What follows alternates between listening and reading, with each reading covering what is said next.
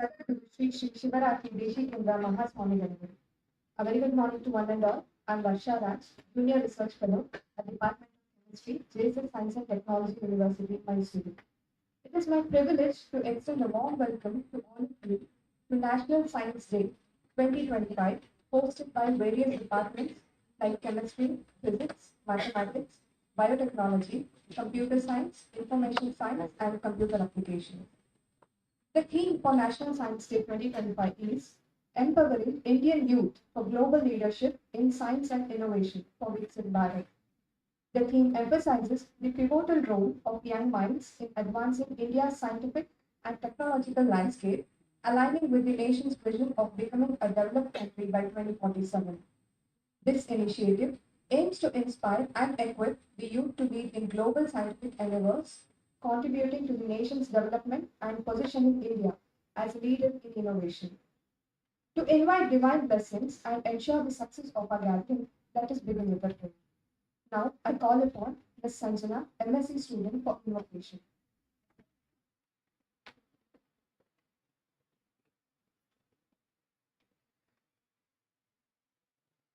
ಶ್ರೀ ಗಣೇಶನ ಚರಣ ಕಮಲದಲ್ಲಿ ಸರ್ವ ಸಮರ್ಪಣೆ ಮಾಡೋಣ. ವಿಘ್ನಗಳೆಲ್ಲ ನೀಗಿಸುವಂತೆ ಭಕ್ತ ಪ್ರೇಮಿಗೆ ನಮಿಸೋಣ. ಶ್ರೀ ಗಣೇಶನ ಚರಣ ಕಮಲದಲ್ಲಿ ಸರ್ವ ಸಮರ್ಪಣೆ ಮಾಡೋಣ. ವಿಘ್ನಗಳೆಲ್ಲ ನೀಗಿಸುವಂತೆ ಭಕ್ತ ಪ್ರೇಮಿಗೆ ನಮಿಸೋಣ. ಕರಿಮುಖ ಗಣಪ ಕಾಯೋ ಎಂದು ನಿರತರಿ ಕೈನ್ಯದಿ ಬೇಡೋಣ. ಕರುಣಾಮಯನ ಕೃಪಾ ಕಟಾಕ್ಷತೆ ಗಂಧಾಕ್ಷತೆಯನ್ನು ಪಡೆಯೋಣ. ಶ್ರೀ ಗಣೇಶನ ಚರಣ ಕಮಲದಲ್ಲಿ ಸರ್ವ ಸಮರ್ಪಣೆ ಮಾಡೋಣ. ವಿಘ್ನಗಳೆಲ್ಲ ನೀಗಿಸುವಂತೆ ಭಕ್ತ ಪ್ರೇಮಿಗೆ ನಮಿಸೋಣ. ವಿದ್ಯೆಯ ಬುದ್ಧಿಯ ಸಿದ್ಧಿಯ ಕೊಡುನಿ ಎನ್ನುತ್ತ ನಾವು ಭಜಿಸೋಣ.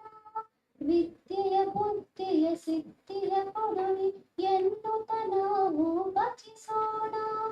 ಯೋಗವ ಭೋಗವ ಭಾಗ್ಯವ ಕೊಡುವ ದಾತಗೆ ಹೂವನ್ನು ಹಾಕೋಣ. ಯೋಗವ ಭೋಗವ ಭಾಗ್ಯವ ಕೊಡುವ ದಾತಗೆ ಹೂವನ್ನು ಹಾಕೋಣ. ಶ್ರೀ ಗಣೇಶನ ಚರಣ ಕಮಲದಲ್ಲಿ ಸರ್ವ ಸಮರ್ಪಣೆ ಮಾಡೋಣ. ವಿಘ್ನಗಳೆಲ್ಲ ನೀಗಿಸುವಂತೆ ಭಕ್ತ ಪ್ರೇಮಿಗೆ ನಮಿಸೋಣ.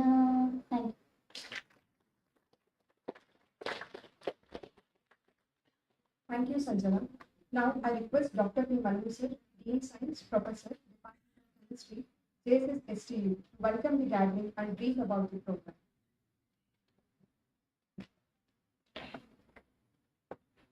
Offering my humble pranams to Sri Suturu Guru Parampara, seeking the divine blessing of His Holiness, Jagat Guru, Holy Sri Sivaratri Deshi Kundra Mahaswami Garu.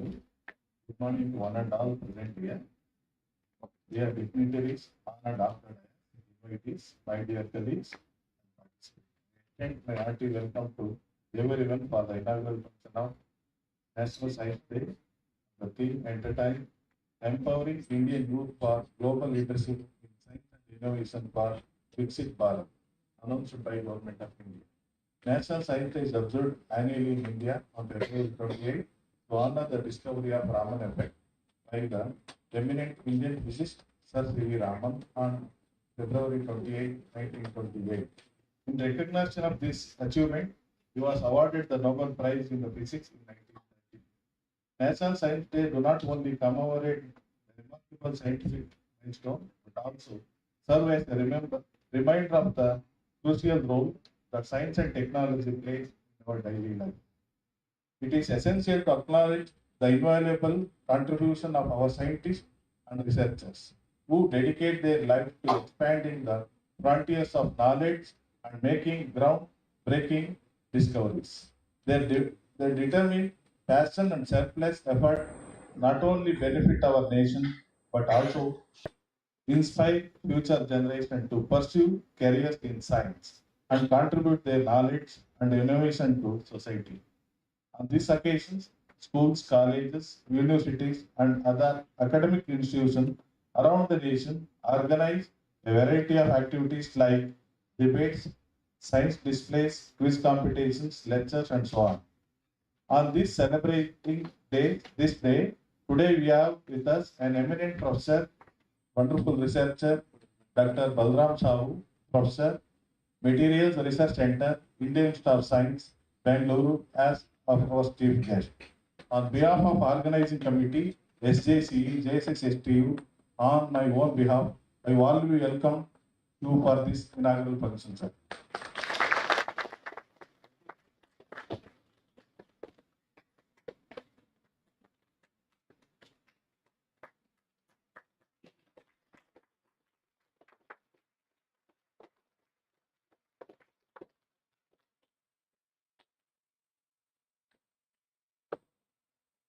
Now I take this opportunity to welcome the president of today's function, Honorable Vice Chancellor for our university, Professor A. Santosh Kumar Sir, for accepting our invitation to preside over the function. I welcome you, sir.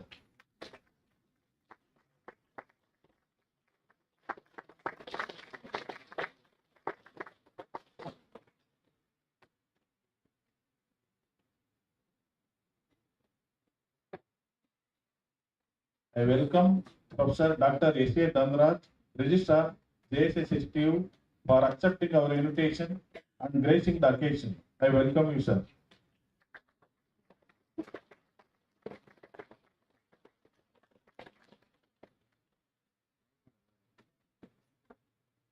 I welcome in the absence of Dr. C. Nataraju, Principal, Dean Engineering and Technology, JSSSTU, for this function. I also welcome our another speaker, Chief Guest, Dr. Viswas Lekkundi, IoT Specialist and Consultant, Bangalore, India, for accepting our invitation and gracing the occasion. I welcome you, sir.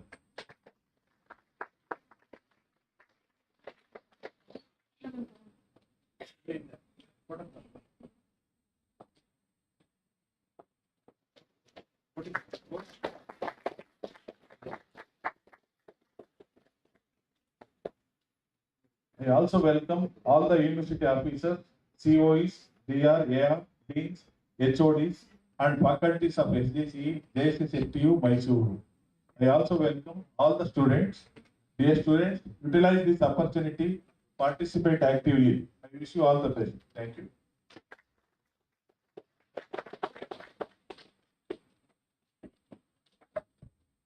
Thank you, sir. I would like to extend my warm welcome to Dr. P. Manu, sir, who is the strength in organizing the entire event.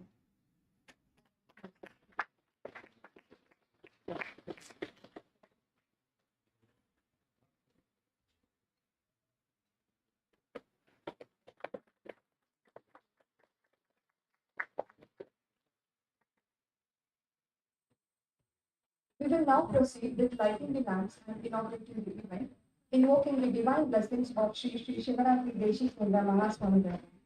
I invite all the dignitaries on the dais to join in this ceremonial beginning.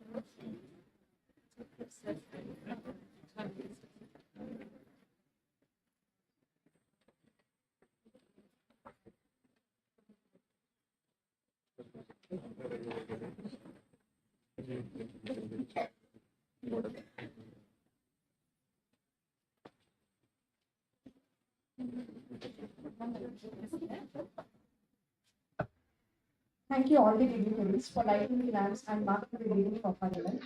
I now invite Dr. Madhu Caesar, Head Department of Physics, JSS STU, to introduce our chief guest.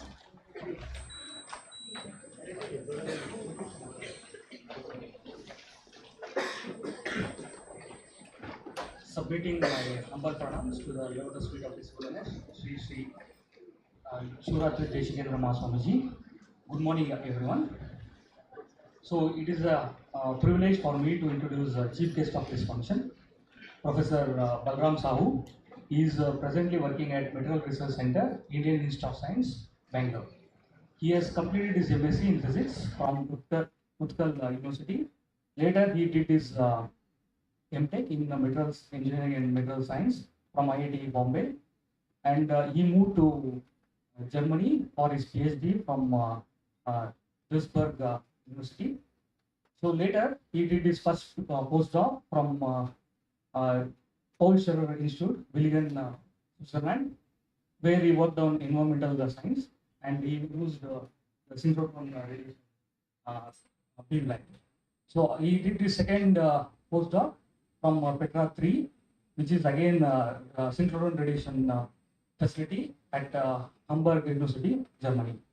So after his two postdocs, he has moved to MRC IAC, and he is faculty from 2012. So he has published around 143 publications, which is having a citation of 5,200 citations till now, and he is having a H index of 40. To his credit, just to highlight his publication, he has one publication in Nature, which is having an impact factor of 50.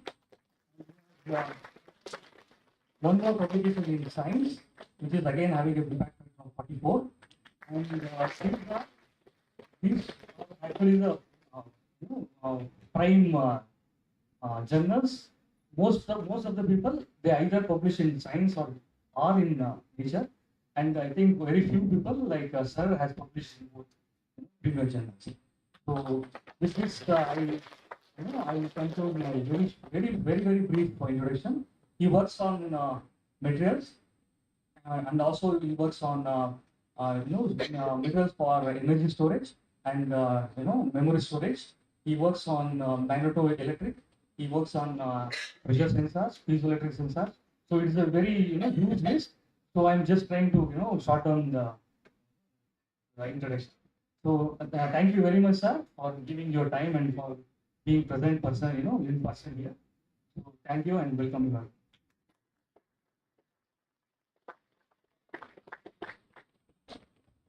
Thank you, sir, for the introduction. I would now like to invite our chief guest, Professor Balaram Sahu, to address the gathering.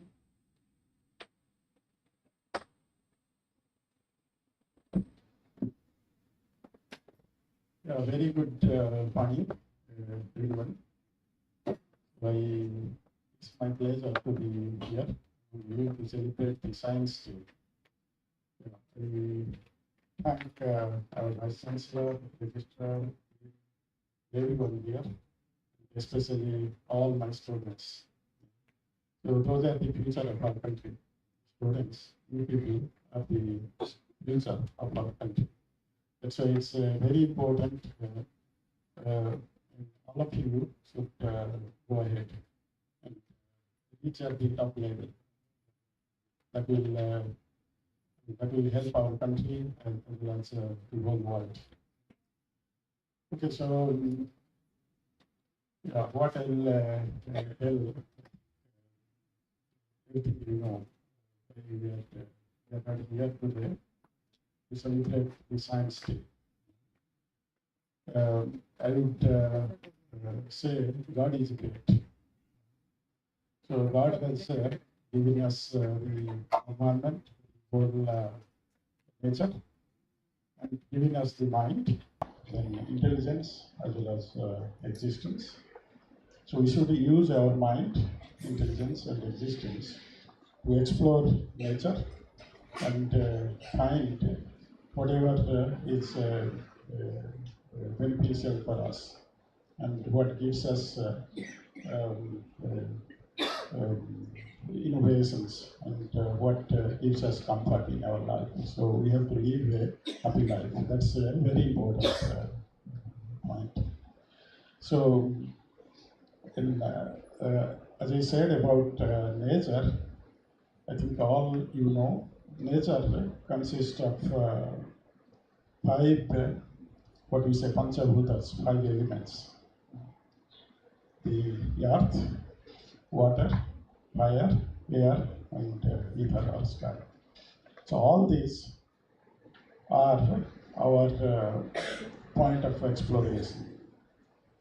So when we combine all those, when we transform or we try to transform to a single entity, single element, that comes to energy. That's what Einstein discovered, the mass energy relation.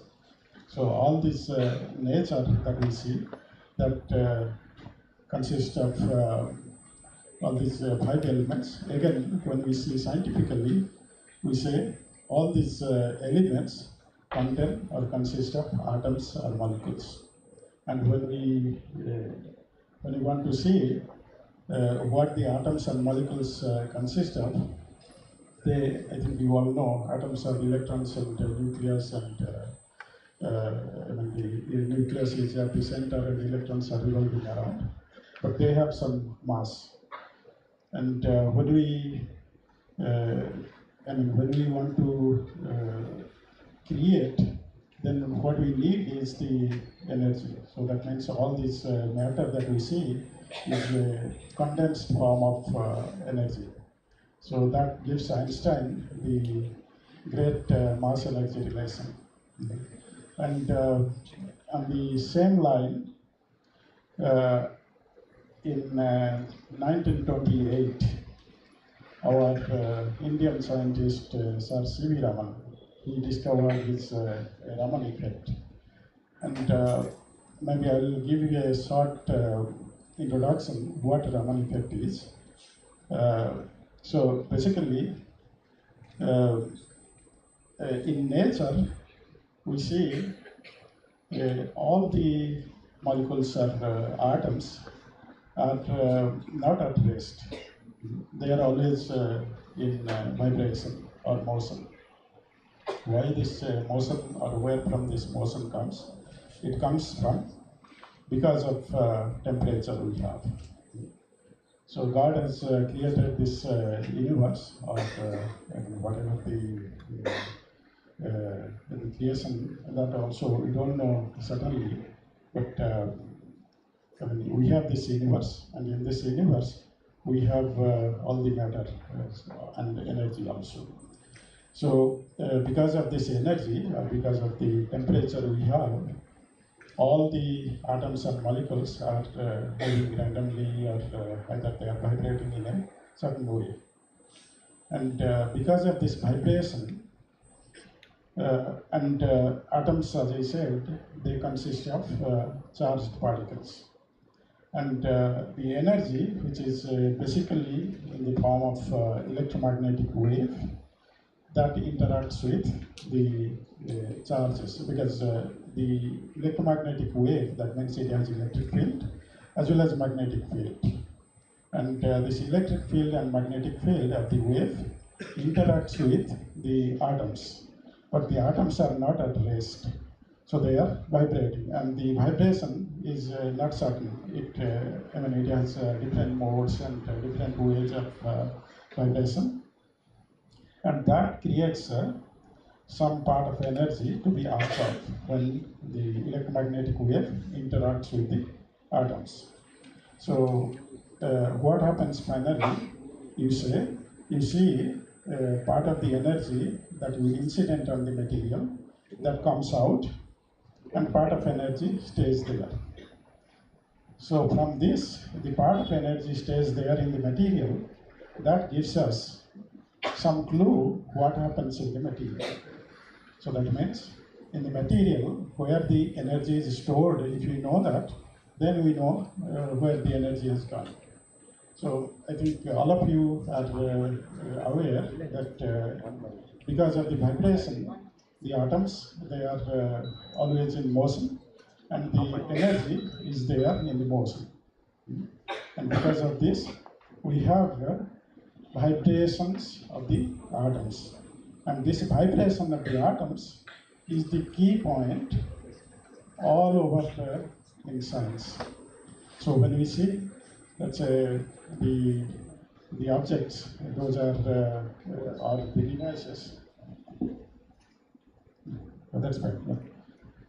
Yeah. The objects or the devices that we use, either you say the durability, or you say the functionality, or efficiency. Everything depends on the vibrational properties of the material. And by means of vibrational property, by means of this inelastic scattering, we can find out what are the vibrational modes of the material. That gives us the clue what we can do to the material so that material will be useful for, when we use these materials for different devices, those will be durable and efficient.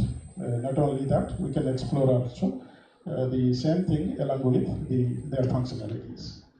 So that means by knowing this Raman effect, understanding it, we can improve the whole lot of devices and their usefulness.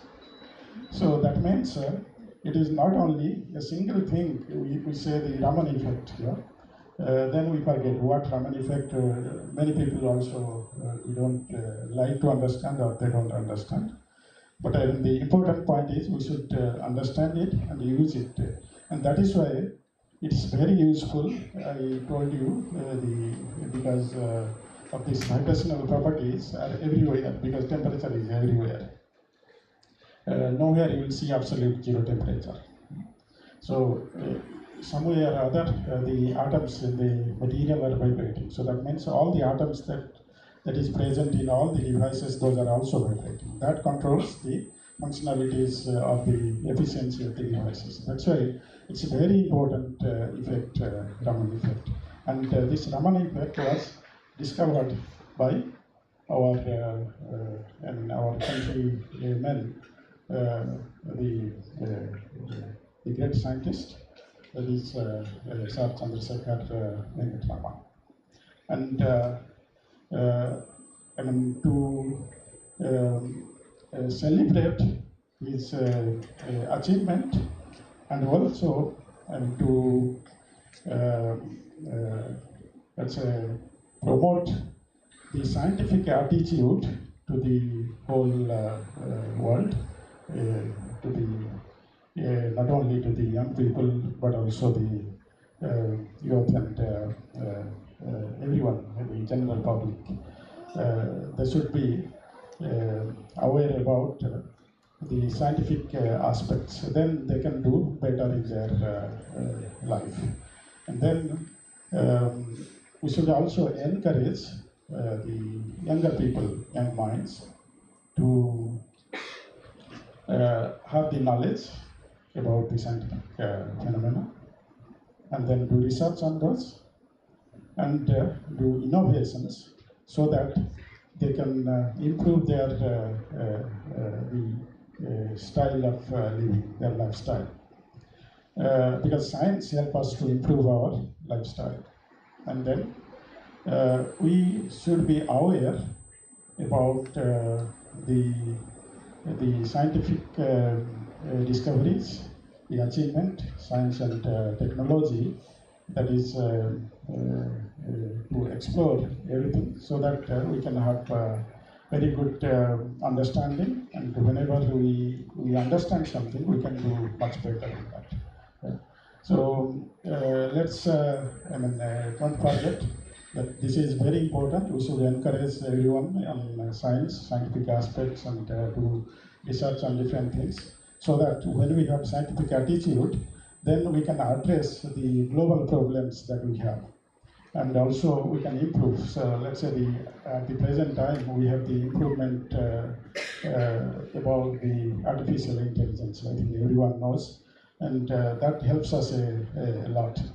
And yeah, similar things you can understand. If you understand, then you can do much better in life.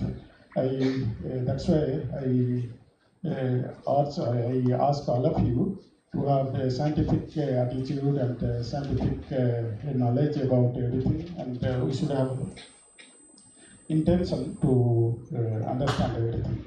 And for that matter, we have gathered here, and let's make this gathering, or let's make this today's council successful by taking all these aspects in mind. Thank you very much.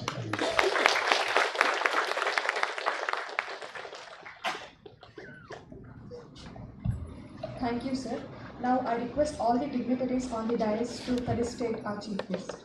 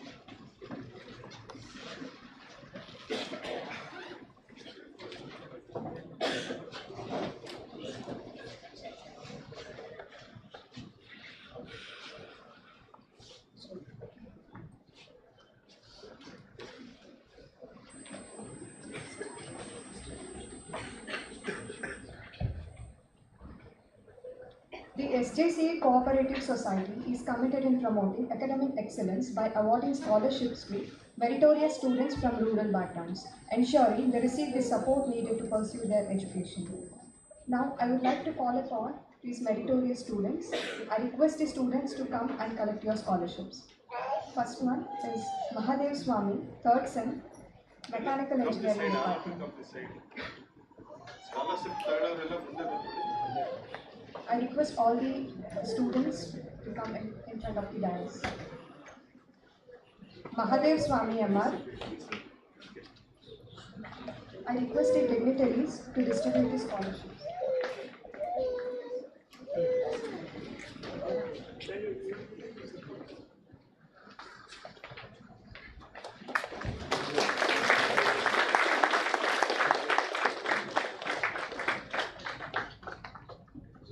Darshan K, 5th Sem, Civil Engineering Department.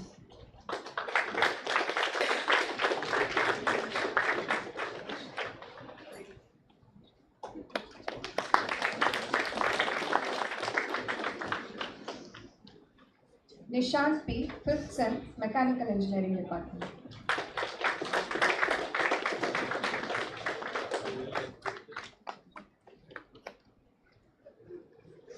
Jattappa, 5th Sem, Civil Engineering.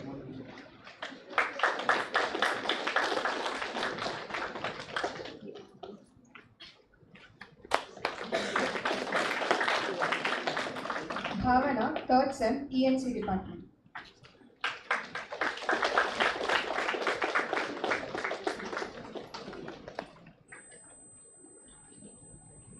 Iram Hamid, 7th Sem, Environmental Engineering.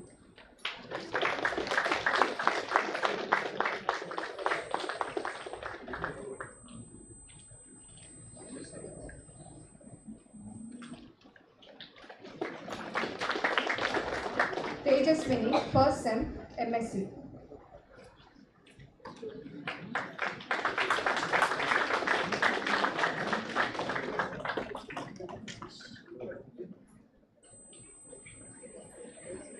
Apeksha, 3rd Sem, E&D Department.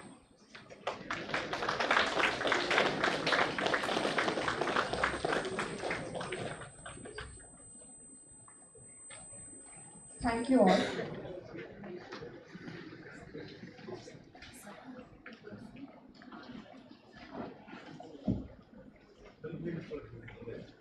I request all the students for a group pic.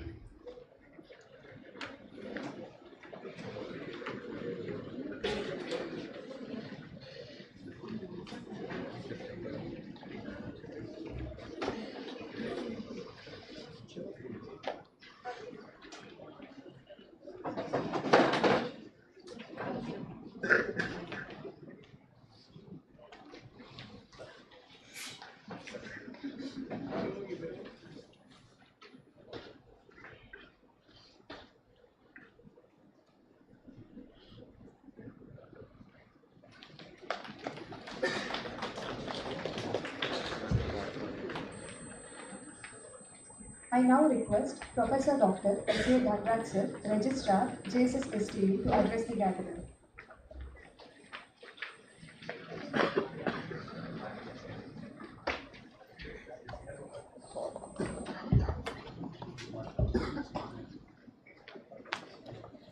Good morning, one and all. Good morning. Good morning, sir.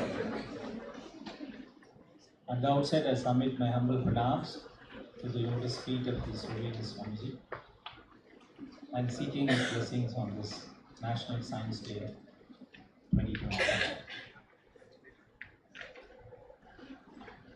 Most respected chief guest for this function, Professor Dr.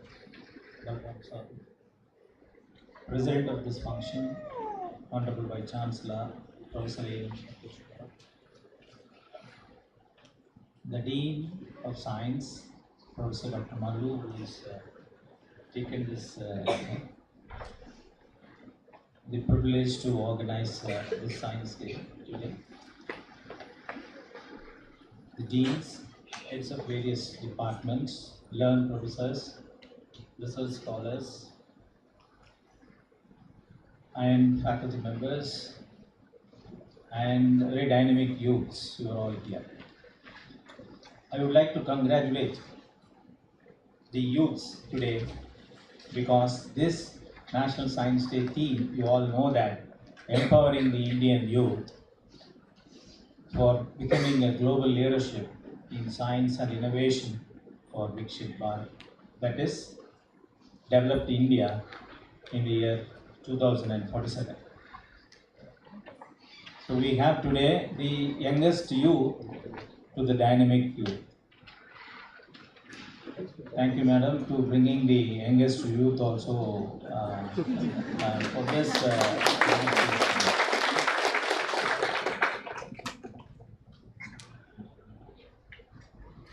We all know that Viksit Bharat is developed India in 2047. It's a holistic approach what they are going to bring it. And they say that only the youth is going to make these changes. They say that Viksit Bharat or developed India in 2047, which means 100 years after our independence, is possible only by the dynamic youths. And you are going to be the change makers. After 20 years, we may witness it, I don't know, it's in the hands of God. Or 22 years rather. So you are not going to make the changes also. The youths are not the change makers, but also the beneficiary of the changes what you are going to bring in. So that's why in the theme they captured that global, to become a global leadership in science and innovation, Indian youths.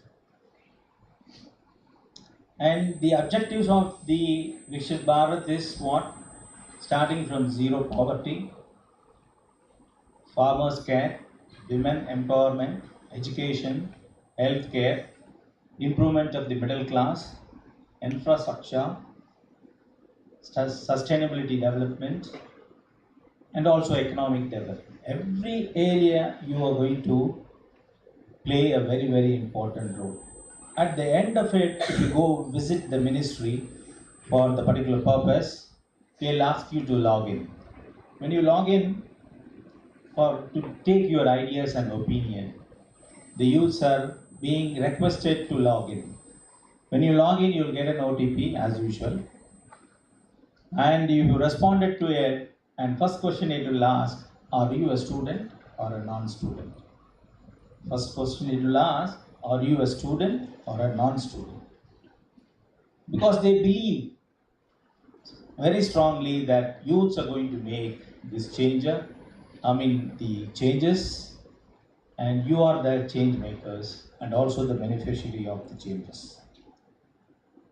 So you are going to be empowered, take the power, grab the power, and you all take part in that particular, the movement, and give your ideas. You can register yourself and give your ideas in all these areas or whichever areas you want to participate.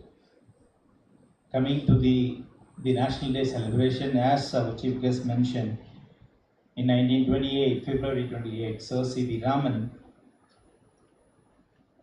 I've discovered this Raman effect. And today, I clearly understood the principle of the Raman effect. Thank you very much. But when I see into the real application of the Raman effect, it is very surprising. In 2022 only, they again started applying the Raman effect, Raman spectroscopy in pharmaceutical diagnostics. Particularly the stability, quality, and efficacy of pharmaceutical ingredients are being nowadays tested with Raman spectroscopy, which means that the Raman spectroscopy can find out that without deteriorating the ingredients. Because when you want to, quantify or qualify the ingredients, you have to extract it. You take a tablet, paracetamol, 500 mg is there. You have to extract all the 500 mg of the paracetamol. Then you have to carry out an assay, and you have to say that whether 500 mg was there in the formulation or not. But Raman, in fact, directly will tell you from the blister pack of your Dolo 650, it will tell 650 mg. It can tell whether the 650 mg is there or not.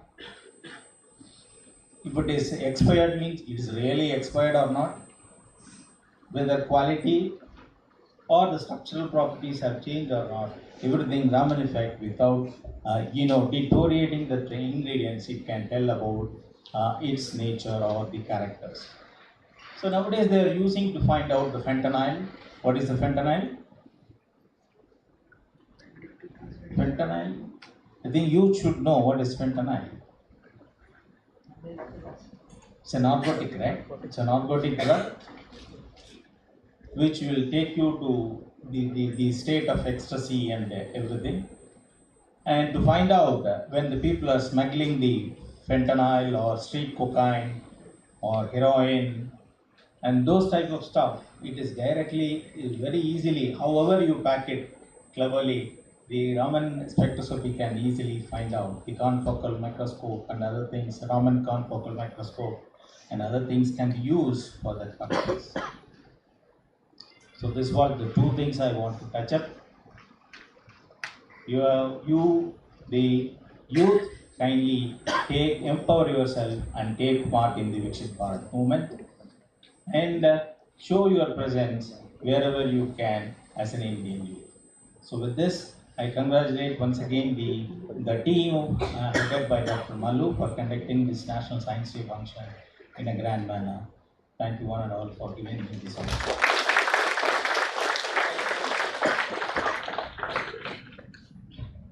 Thank you, sir. I now invite Dr. A.N. Santosh Kumar, sir, Vice Chancellor of JSS STU, to deliver the presidential address.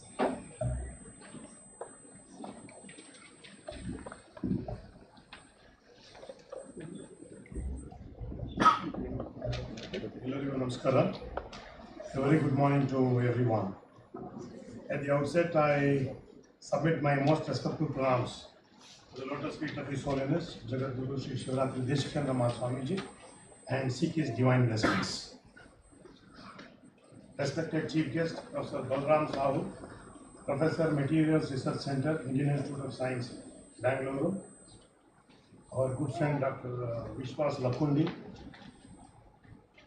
We also have with us the family of Professor Balram Sahu, my colleagues on the dais, Dr. S.A. Dhanraj, Registrar, Dr. P. Mallu, Dean Science, heads of various departments, university officers, all my colleagues, and most importantly, all the young minds who have assembled here. I'm extremely happy to be a part of this. This particular seminar hall rarely gets filled up whenever we have a function. Today I see people are sitting, some of them are even standing at the back. So the faculty of science, all the departments who are involved in this should be congratulated for bringing so many science enthusiasts and supporters to this particular venue, the inauguration of Science Day 2025. This particular Science Day is special because of the theme which our registrar just now stated. Empowering Indian youth for global leadership in science and innovation for Viksit Bharat. National Science Day is basically a day which is dedicated to the spirit of scientific inquiry, innovation, and progress.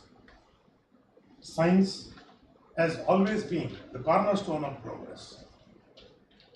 The role of science in nation building is extremely crucial. From ancient wisdom of Aryabhatta to the modern breakthroughs in space exploration, medicine, technology, India's contribution to science are phenomenal. But suddenly, over a period of time, due to lack of interest, firstly from the parents and the students, the number of people who should actually be studying science suddenly started coming down. Science is seen as a second option for many people, not the first option. We also see students getting enrolled and leaving the science programs midway through. Very unfortunate, because without science there cannot be any progress. In fact, I remember one of the stalwarts like Edward Teller, who once famously said, "The science of today is the technology of tomorrow." If everybody wants to come to engineering and technology, then they cannot build anything because there is no science behind the whole thing. Science is the background.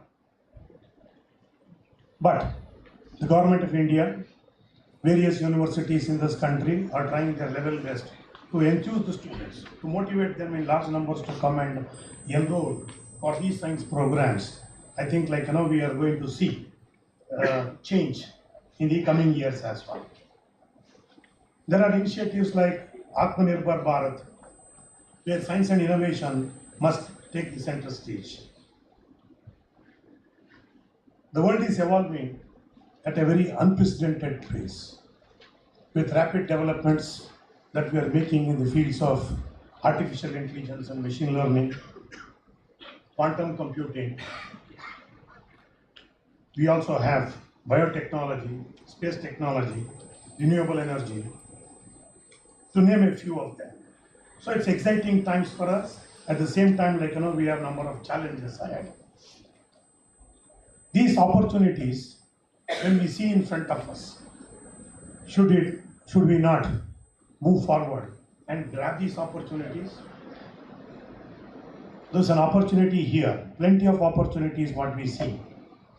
It is just not to participate in these kind of events and also take advantage of the opportunities.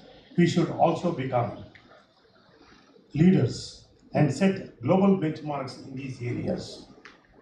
But if you talk of major companies, we can only talk of few companies which are driven by science.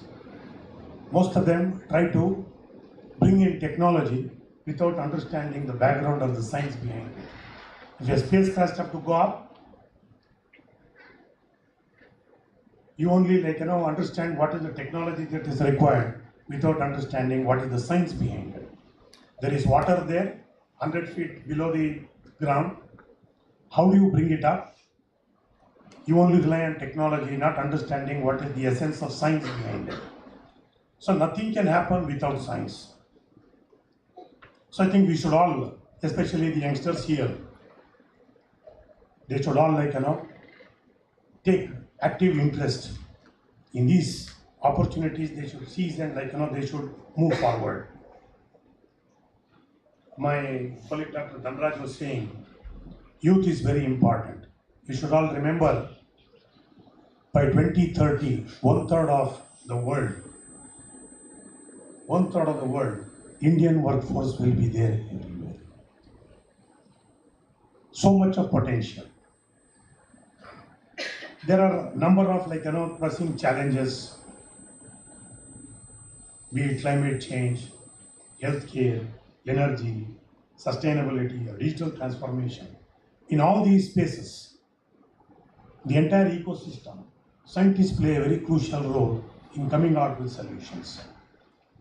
There are opportunities, there are young minds, 2/3 of them and 1/3 of them are youth. Yes. But what should we do next? To take out the potential of these youth, we should also provide them with opportunities. Lot of places I hear people complaining lack opportunities. So there should be plenty of opportunities, and we should also help the youngsters, especially youth, with the resources. It could be setting up laboratories, it could be physical or otherwise. Resources should be given, made available. The amount of resources that we are spending on research is very meager in this particular country. You go to some of the developed countries, billions of dollars are spent by each company. For example, I was just talking to an engineer at NVIDIA very recently. Their budget crosses $7 billion every year. That's the kind of money what they spend. One company spends.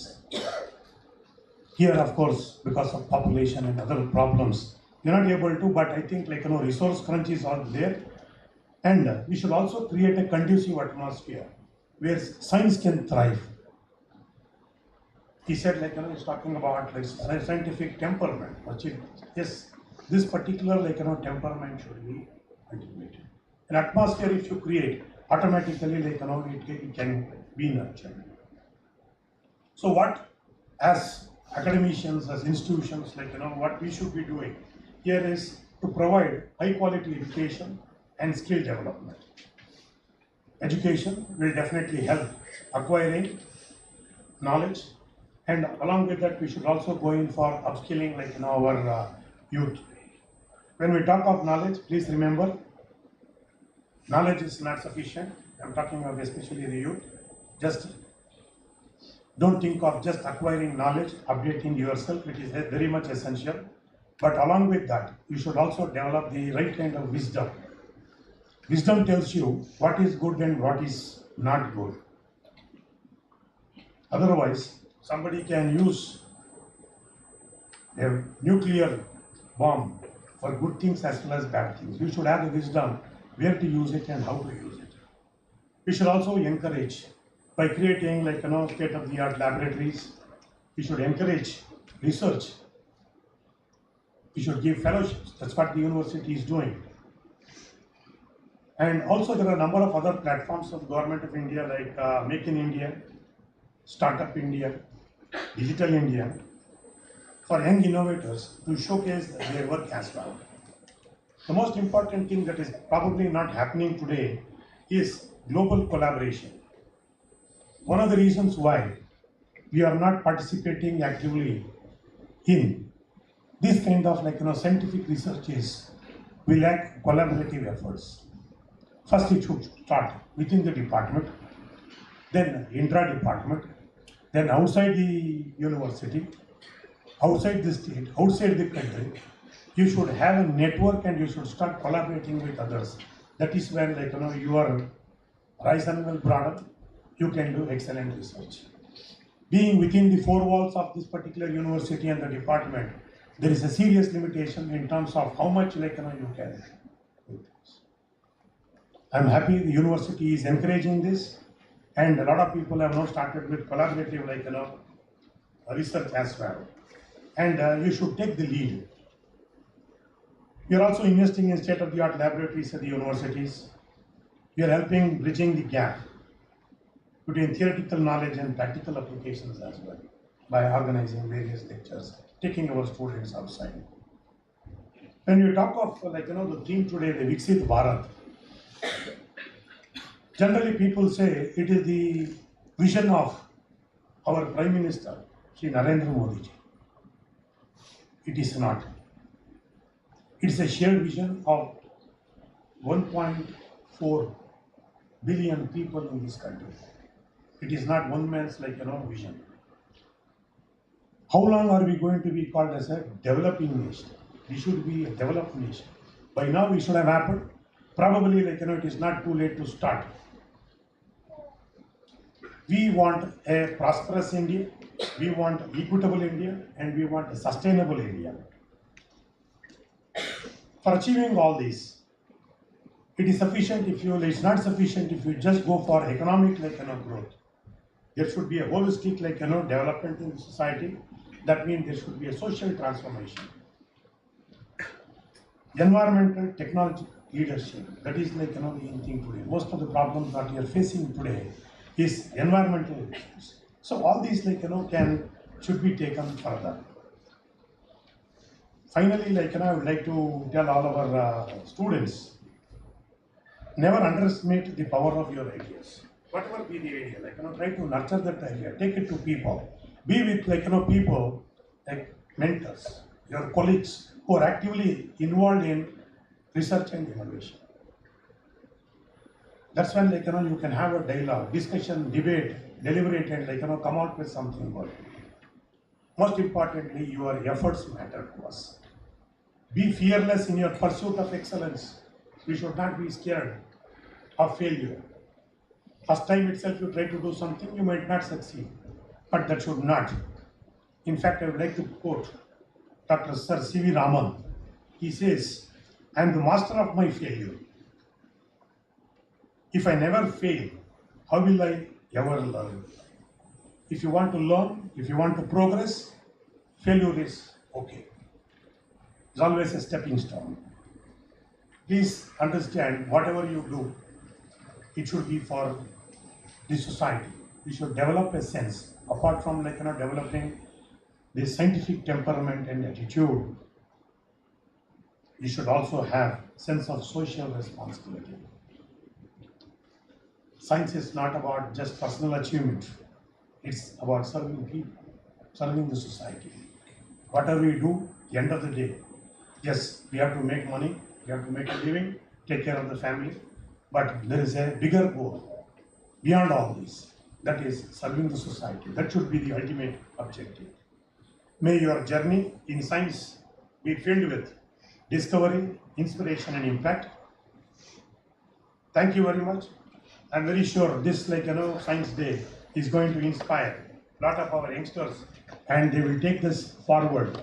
Our teachers, our deans, or the heads of the departments, all of them will not be with you always. But you should, make sure that you take this forward from here onwards. Thank you so much.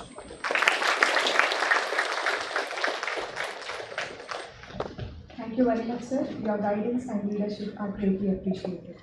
Now we'll have our first keynote session.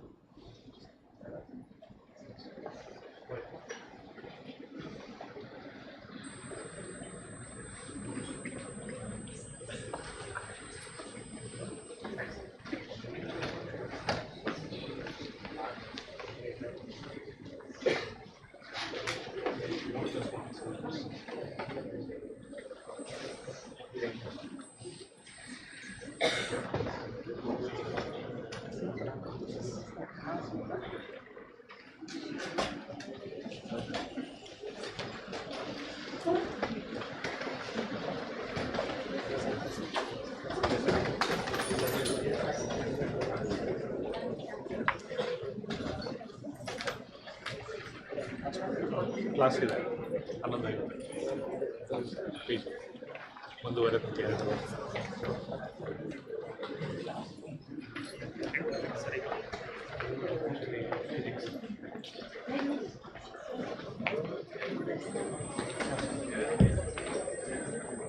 I request all the students to be seated.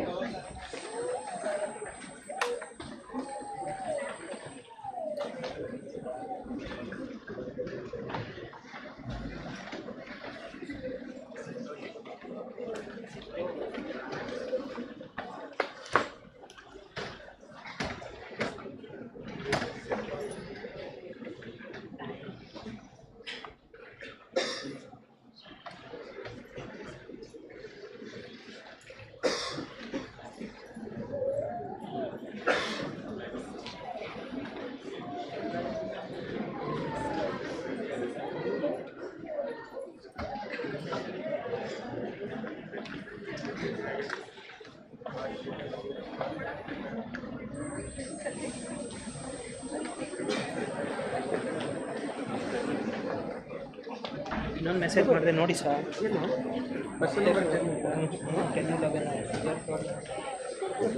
ಹಾಂ exchange ಆಗಿದೆ ಅಂತ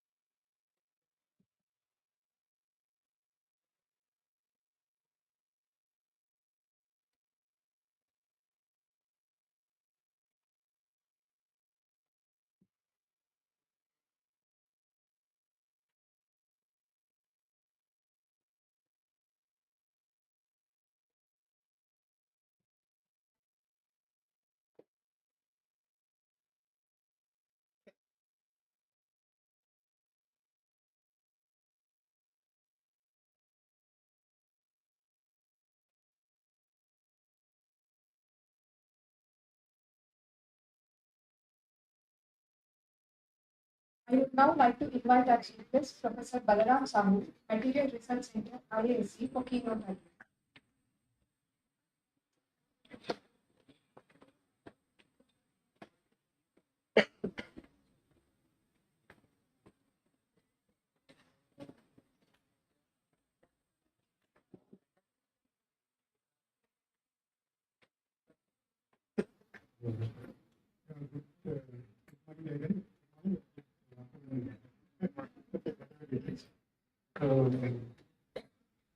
So, it's again very good time to speak something in front of you.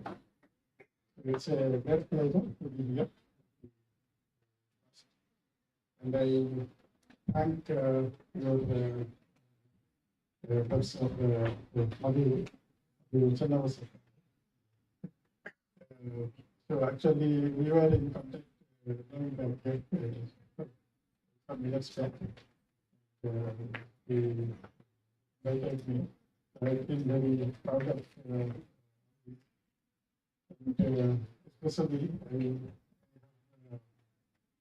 I'm very happy to see all of you, all the students, young students, gathered here to celebrate today's Science Day. So today I'll speak about the science of Raman spectroscopy and Raman spectroscopy in science. So in this talk, I will briefly tell you what is Raman spectroscopy is, and I will give you one example where we use Raman spectroscopy to understand the structure of materials, and those materials are used for some high-end applications like water splitting.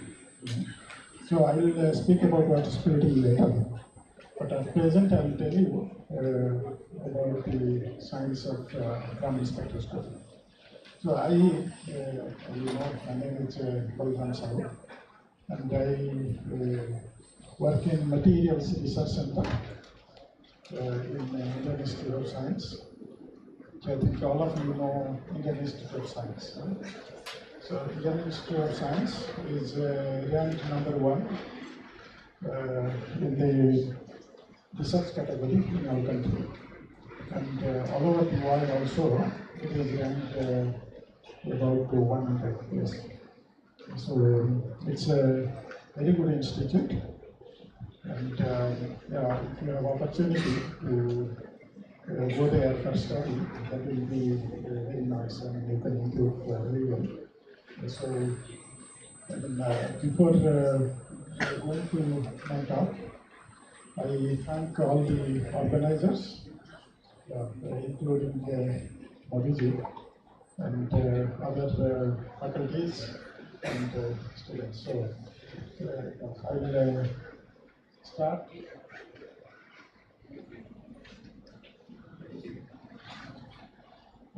Giving some introduction to our scientist, Chandrasekhar Venkataraman. I think you all know Chandrasekhar Venkataraman. So he got Nobel Prize in 1930, but he discovered this effect in 1928, and his discovery is remarkable. I think I just told you briefly how remarkable it is. So everywhere temperature is there, and you cannot go out of the temperature. So that means this temperature everywhere, all materials, and because of temperature, because of the energy present, all materials, all atoms in the materials, in all materials, they are in motion. Either they are vibrating or they are moving from one place to the other place. So here, some facts about C.V. Raman.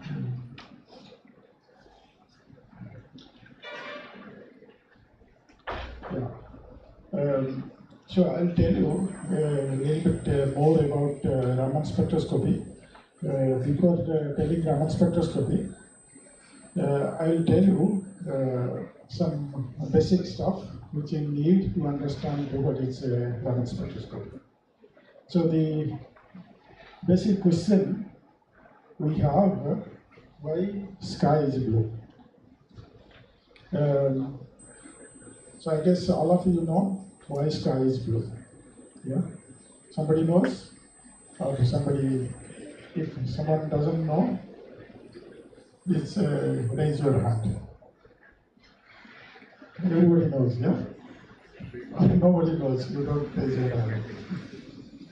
No, I think, I guess everyone knows, right?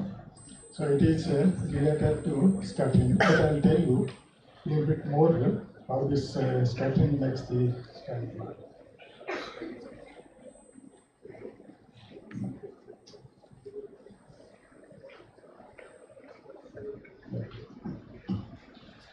Okay, so you can see here what the sky is, and we are on the earth. Yeah? The earth is rounded, that you can see.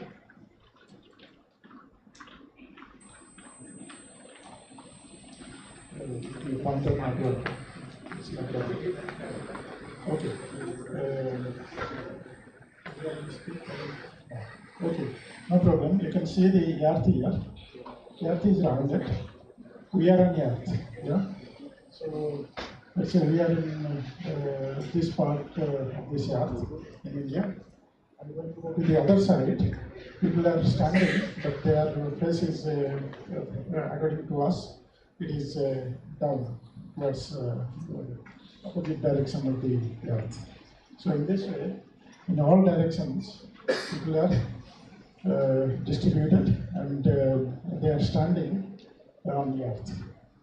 And on the earth, there is a thick layer of atmosphere.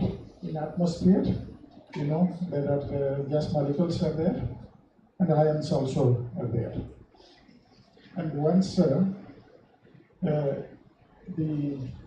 also the main source of energy on the earth is sun only. There is no other source of energy we see. Whatever energy comes to earth from sun is utilized by us. That's it. How do we get energy? By eating foodstuffs. And foodstuffs get energy from photosynthesis. And for photosynthesis, you need the photons. And the photons are coming from sun only. So in this way, sun is the only source of energy that we have here. We get sun rays. Yeah, how the photon is created in sun, I think you know, that is a long story. I don't go into that. So when you see the light rays that come from sun, and it is coming towards the earth. So when it comes to the earth, what happens is basically it scatters with the air molecules or ions present in the atmosphere. And because of that, part of the photons, they are scattered away, and some part comes to us. It falls on our eyes. That's how we know the color of the atmosphere, wherever it comes from. And in this way, when we see, then the question comes, why then sky looks blue? Because from sun, all different wavelengths of light or energies of light come, but why particularly it looks blue? You know, on the colors of visible light, there are 7 colors, and the wavelength of blue light is very small, around 400 nanometers. And when you go to the other end, that's about 750 nanometer. That is in the red end. So that is different wavelengths of light, visible light especially I'm talking about. Other light also comes to Earth. And according to the wavelength, the amount of light that is scattered is making the color of the sky. And that is given by, that phenomenon of scattering was given by the scientist Rayleigh. And that's why it is called Rayleigh scattering. Rayleigh scattering is nothing but elastic scattering. I think you all know what is elastic scattering. Elastic scattering is the scattering where you have no change in energy. So energy is conserved there. And that means if you have a photon, the same photon scatters out. So that means, let's say if you have a blue light, whatever scattered light is also blue. If there is a red light, the scattered light is also red. Because this color has relation with the energy of the wavelength. Yeah. Now, we'll see a little bit about the scattering.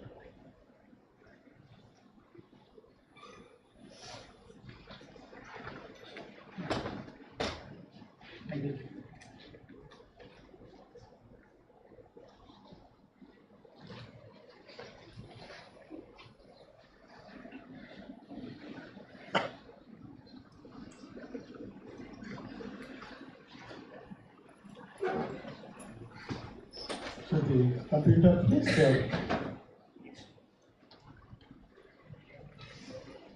Okay. Yeah, so we'll see now what happens when you have different sizes of the particles. So I just told you the visible light consists of wavelengths starting from about 400 nanometer to about 750 nanometers. So that means, I guess you also know what is a nanometer. No? Nanometer is 1 billionth part of a meter, 10 to the minus 9 meter. And so small size. And it's about 400 to 700 nanometers, so less than 1 micrometer. In that range, if the particle size is in that range, then we have a certain kind of scattering occurring.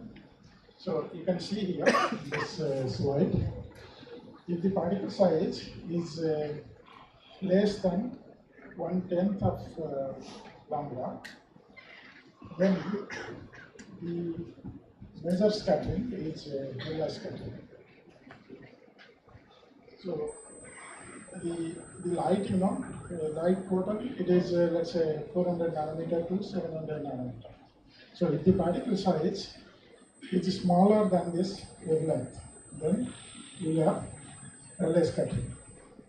So Rayleigh scattering is elastic scattering. And in the next slide, I will tell you what kind of the scattered part of scattered intensity pattern looks like, it forms. And then when you have the particle size which is between 0.1 lambda and lambda, so that means it's between, let's say, 40-50 nanometer to about 700 nanometer. In that range, predominantly the Mie scattering occurs, and the intensity distribution pattern that you can see, it looks like that. That means most of the light is forward scattered. And then when the particle size is bigger than lambda, that is also a kind of Mie scattering. But this is similar to the optical light scattering that we see in day-to-day life. Okay, next slide. Yeah. So to understand the scattering, we need to know what is electromagnetic wave.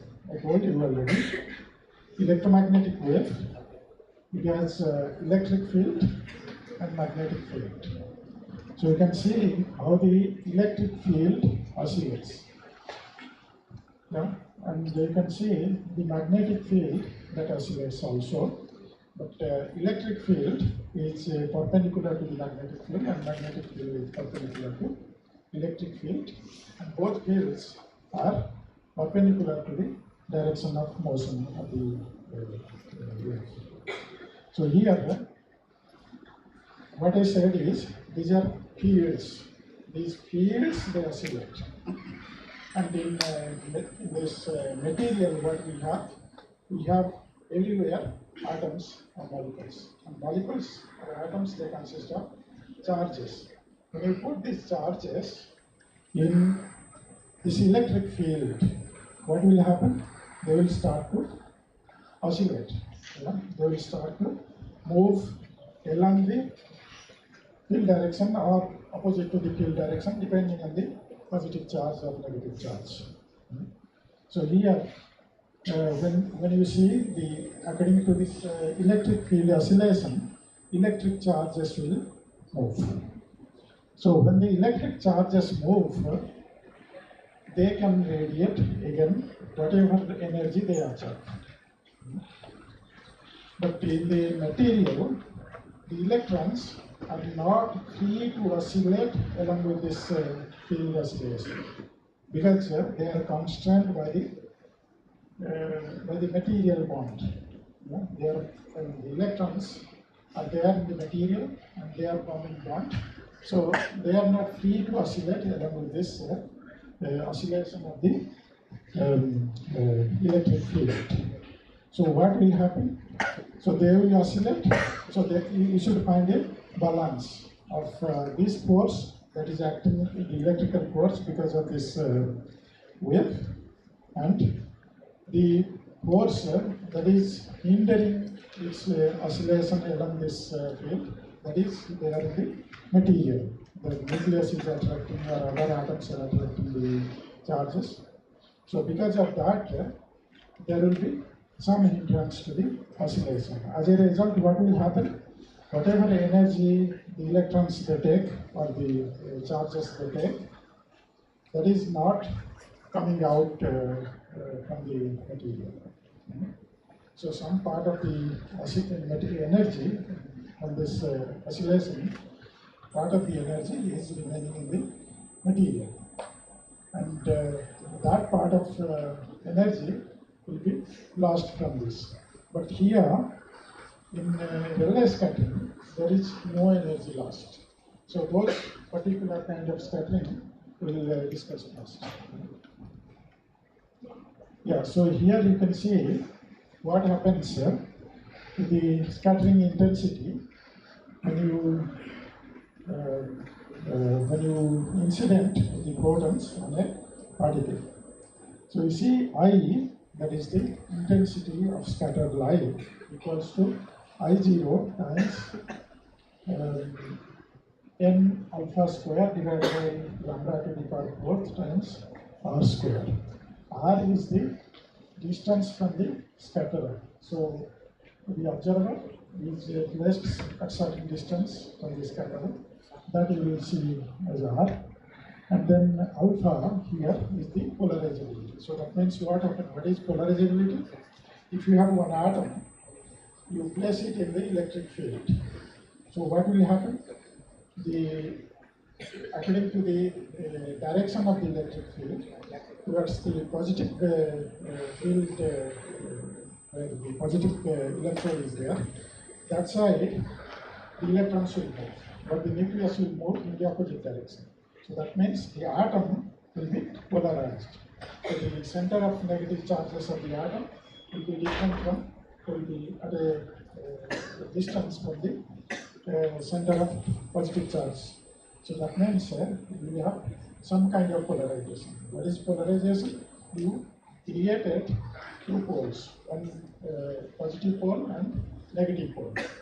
When you create positive pole and negative pole, you have a field created again.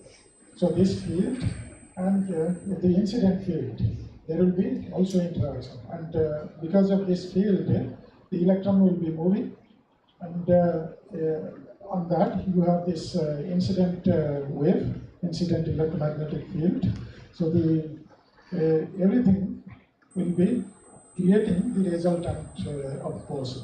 And because of this resultant, the electron will oscillate in a certain way. It will not be following directly this oscillation of the electromagnetic wave. It will not also follow directly the motion which is associated with the lattice or the material. So it will find the resultant motion. So as a result, what will happen? The incident light will be scattered in different directions. When you see, you have a bunch of atoms which are scattering, and you put a beam or thicker beam of the many photons together, then you will see not all photons scatter in same direction. They will scatter everywhere in all directions. And this is the reason why you see scattering is occurring in all directions.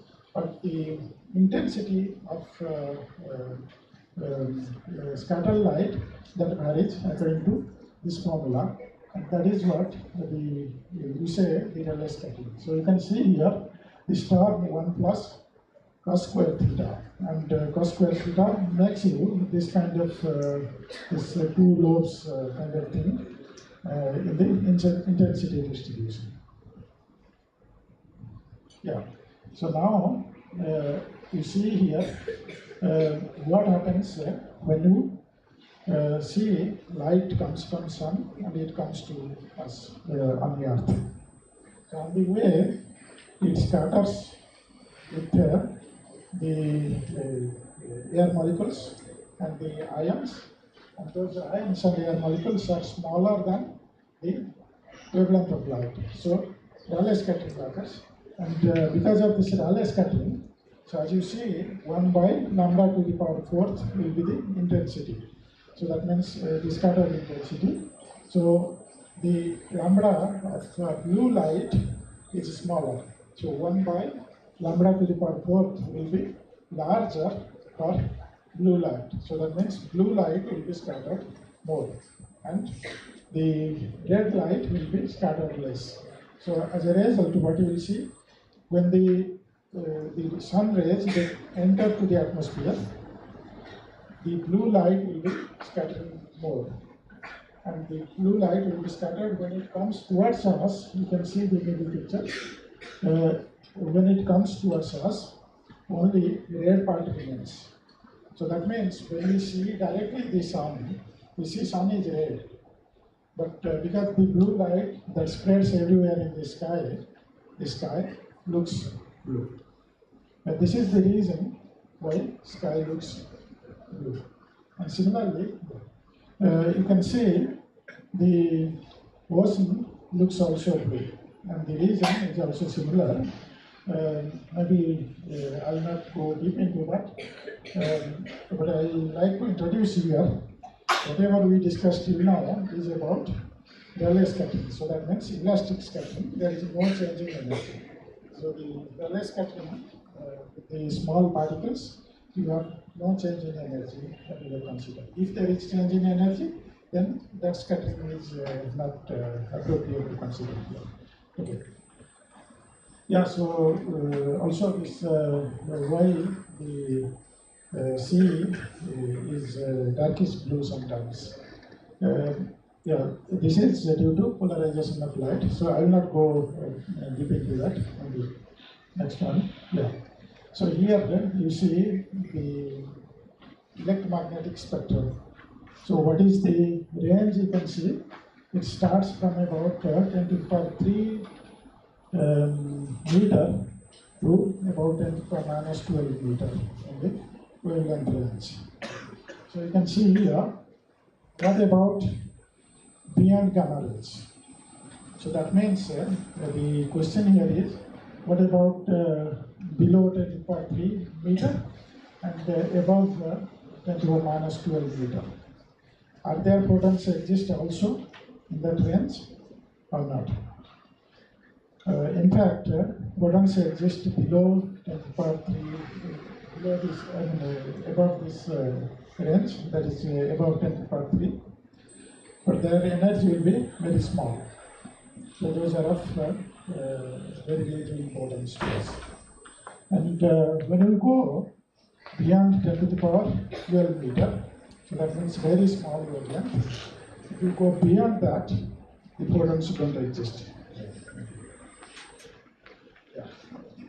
Yeah, below 10 to the power minus 12 meter, the protons, they do not exist. Then what happens to the protons below 10 to the power 12 meter? So if you study more, you will understand they immediately make one positron and one electron. So if you have studied Feynman diagram, Feynman theory, so you will see the protons of energy more than about, let's say, 1000 mega electron volt. They do not exist. Immediately they split into electron as positron, and that is the best example of creating mass from energy. So you may know there are a lot of examples creating energy from mass, but this is the example where mass is created from energy.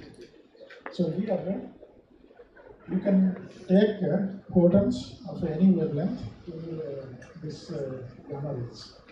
And you can see the use of photons of different wavelengths in different technology. So starting from the radio waves to infrared and visible, then ultraviolet, then you have X-rays, and then gamma rays. So in research, you need all these wavelengths of light to understand fully the structure of the material as well as what the atoms, the electrons and protons, neutrons they are doing, and how can you use those for your understanding of the materials. Okay. Yeah. Now I will skip this. This is also I will skip. So now I'll tell you a little bit about the inelastic scattering part. What I discussed is the elastic scattering part. So when you have elastic scattering, there is no change in energy. So, but when you have inelastic scattering, then you have change in energy of the photons. So how this energy change occurs, I already told you. So how this process of absorption and emission of light that occurs, that is very important to understand. So when you incident light gets absorbed by the material, if it is getting absorbed. So where is this energy going? That is very important to understand. So where will this energy go? It will be, if it is absorbed in the material, it will be in the material. So that means if it is separated from the material, then we can find it out. We can search, we take out the atoms, then we will find there is a proton. But you cannot find it in that way. Yeah? So that means the energy is going to the material. So that means it is changing something in the material. So what is it changing in the material? That I told you. So because this proton is electromagnetic wave, and the atoms consist of charges, positive and negative charges. So they start to oscillate, and this energy, if their oscillation matches with the oscillation of the wave, then their energy will be completely absorbed. So that means this oscillation of the atoms will be such that all the energy, energy of the photon that will get absorbed by this atom, and it is there in the oscillations, nowhere else. Or it can also happen that if the energy is a little bit higher, then there will be electronic transitions. So that means the electron, they can take also energy and they go to the next level. That's also possible. But we are not thinking about electronic transitions at present. We are discussing about the inner scattering on the, let's say, with respect to Raman spectroscopy. So let's say, consider only the vibration of the atoms. So the atoms, they vibrate and then they absorb this energy. So then, after that, what happens? This energy, they will radiate. So this, why they will radiate this energy? Because by radiating only, they will come to the stable state. And every entity, every element, they like to stay in the stable state. That's why all the photons, all the energy that they took, they have to radiate. In the way they radiate is also very important. And what can happen that, let's say one atom is oscillating, it gets the energy. And how the atom is oscillating, vibrating, and I will show you with a recent picture. I'll come back again to that. Yeah. So you can see here, there is a, let's say in the material, there are atoms, and atoms are bonded to each other. Here you can see, this is the bond. So the bond means it is the either sharing of the electrons or there is a force between two different ions. And that is what keeps these two atoms together. And here you can see, because of the oscillation, one atom is going away from the other. And in this case, I have kept one atom fixed. But whatever the oscillation may be, if the other atom is also vibrating with respect to this atom, anyway, you can fix your reference so that you can fix one atom completely and the other, by oscillation of the other atom, you can consider. So you can see here how the atom they oscillate. And because of this oscillation, here you can see this oscillation is in one direction. But in the material, you know, material has certain crystal structure. And either it's a crystalline material or even amorphous material, they are arranged in a certain fashion. So that means all the other atoms are also pulling. It's not only vibrating in one direction, it has different vibrational modes. Yeah? That's why we say it's vibrating in all directions at different amplitudes and different frequencies also. And what happens, let's say one photon comes, that this atom absorbs the photon, and this atom is vibrating, let's say in this way, the photon is coming in that way. So what will happen? When the radiation goes out, that means when it emits that photon, this atom may be not in this same state. It will be vibrating in some other state. So in that case, the energy of that state is different from energy of this state. That means where this energy came or where it went. So that energy is there in the vibration. So that means when we incident the photon, because of this vibrations, they keep some energy. And if that happens, that is what we say the inelastic scattering effect. And then we'll go back again. So I think you now know what is the inelastic scattering is. And this, because of this inelastic scattering, we can able to know what are the vibrational states or vibrational levels of the materials. And that gives us very many important information that we'll talk a little bit about that later. So I just tell you, I think I told you already, Sir C.V. Raman got Nobel Prize in 1930, and because of this Raman effect. And this Raman effect was observed in liquids by again C.V. Raman and his colleague K.S. Krishna. And in crystals, it was observed by other people. And this was predicted earlier in 1923 by U.S. Michael. and that was experimentally observed by Raman, for what he got the Nobel Prize for. Yeah. So I'll just, there is nothing to tell much about this. You know, all the molecules, when people are working in chemistry, the molecules, they have different modes of vibration. So you can see here, these are symmetrically stretched mode of vibration. And if this happens, that is asymmetric stretching. And if this happens, that is scissoring. And this is working, so it goes back and forth. And here it is working, this is twisting, so it is like a twist, and this is like rocking.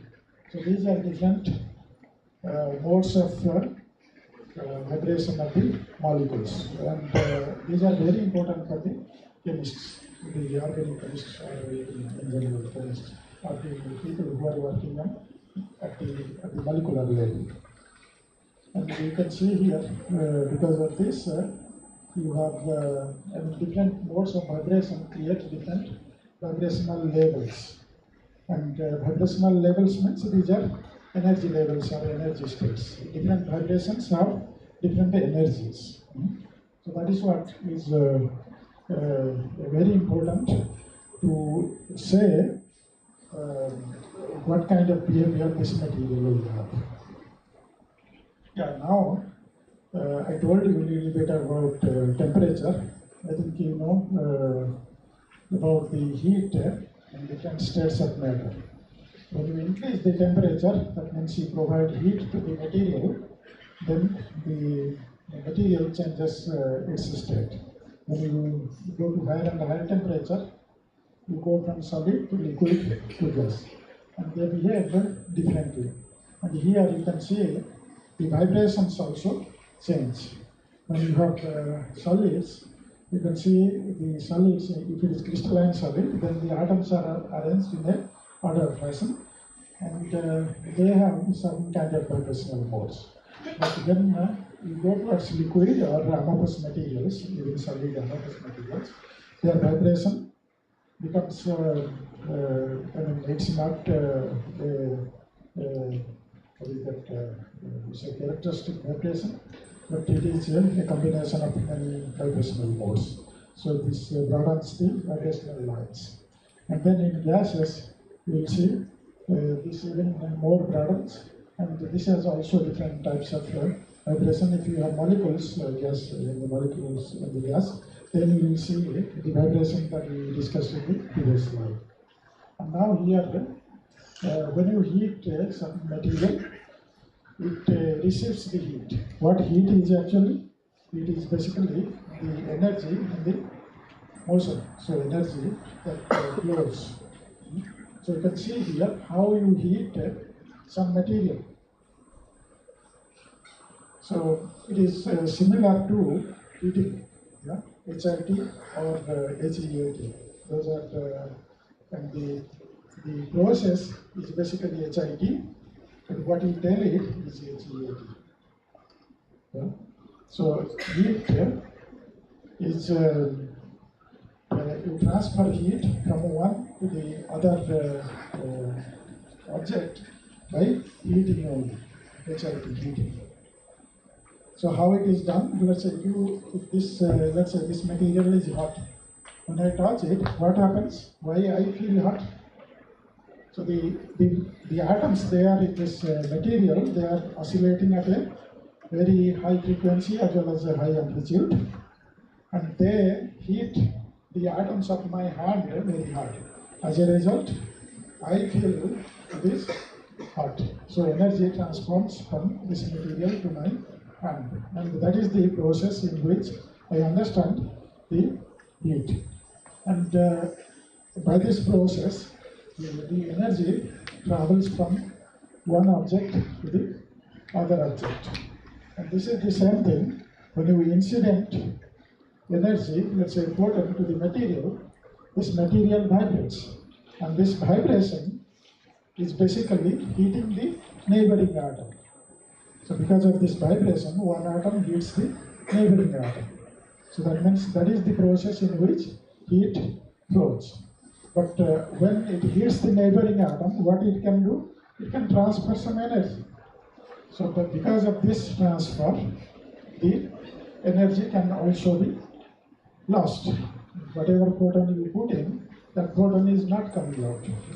So you have some energy in the material in the form of heat, in the form of vibrations, which means in the form of vibrations. And you need to know these vibrations, because these vibrations are very important.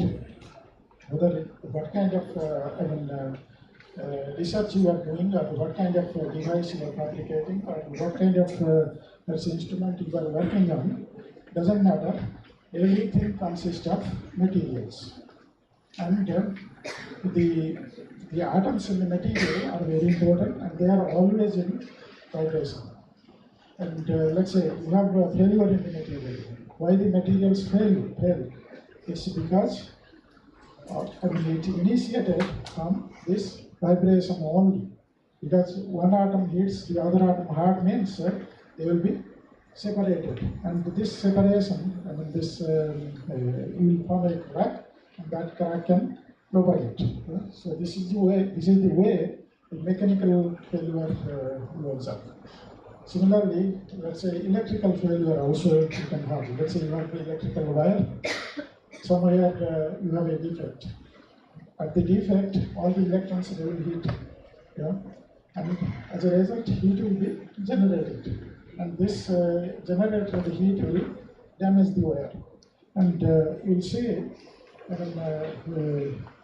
this is also because of the oscillation. So whatever it is, whatever device you see, or that is what I say, any material you take, the vibration of the atoms and molecules, those are very important.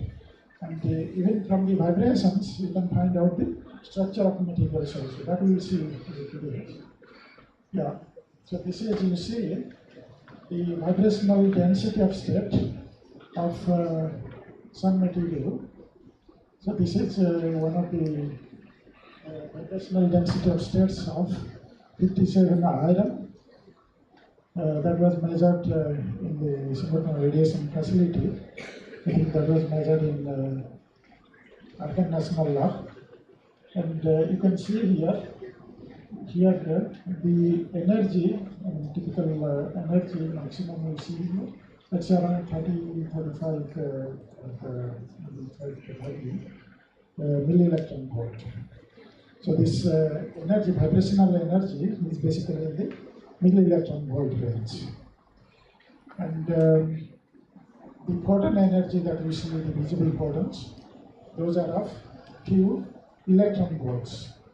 So visible photons are few electron volts, and these are the vibrational energies are basically in the milli-electron volts. So that means about 100 or 1,000 times the difference is in energy. So that means they don't do resonance. I think I will not go into the resonance of the dip, but yeah, I told you already what happens in electrical devices, whether it's resistor, capacitor, or inductors. In the electricity or the electrical engineers, they work on basically these three devices. There is no more other than this. There are no other device. So they work on these devices only. And you have, the principle of working that depends on the vibrational properties of the materials also. I told you already the structure of the materials, but I will not go deep into that. Okay, so here I'll just tell you about the inelastic scattering again. So you have elastic scattering, that means whatever wave or the wavelength you have initially, the same thing that comes out. That means nothing remains in the material. But when you have, let's say, omega that goes in, that is the frequency, that goes in, and you have the omega naught comes out, then there is something changes in the material, and you have a different wavelength coming out. So that change can be due to the oscillation and can be due to the electronic change in the electronic transition from one level to the other level. And that actually makes change in the material. And this kind of scattering where the energy stays in the material, that means the energy of the photon that comes out is different from energy of the incident photon. That is the that kind of scattering you say inelasticity. Yeah, this is again a little bit about the Raman scattering method. So what you do, you incident a laser light and you incident on the sample, and then the scattered light intensity you observe. So what happens here, as I told you, in the material, this material keeps some energy. And what energy it will keep? It will keep the energy in which it can vibrate only. It cannot keep energy if it is not, it will not vibrate in that energy. So how it will be possible? It's easy to understand. Let's say if you have a small pot, if I give you more water to that, you cannot keep more water there. That much water what you can fill, that much only you can keep it with you. So that is the same thing. If atoms are vibrating, and if that vibrational mode is or vibrational energy level is not there, then it cannot keep that energy there. So that is the way it keeps its energy, and whatever scattered light comes out, we measure this scattered intensity. So that means how many photons come out with the same energy as the incident energy we count, and then how many photons come out with the lower energy or higher energy, that also we count. And by this counting, we get a spectrum. That's what we say, Raman spectrum. So you can see here how this Raman spectroscopy works. So here you have, let's say, you incident some energy, and that energy is capable of taking this atom or molecule to this level. And this level doesn't exist initially because when you have, so you can see here, it is not actual state, it is a virtual state. So what virtual state is? It's the state what is not existing in the material. So that means if I can vibrate this much, my energy is something. But if somebody gives me a kick, then I will go to some extent so that I cannot recover back. So that means what happens? I go to this state which is not my actual state. That is what we say virtual state. And that virtual state to which the molecule or the atom goes to.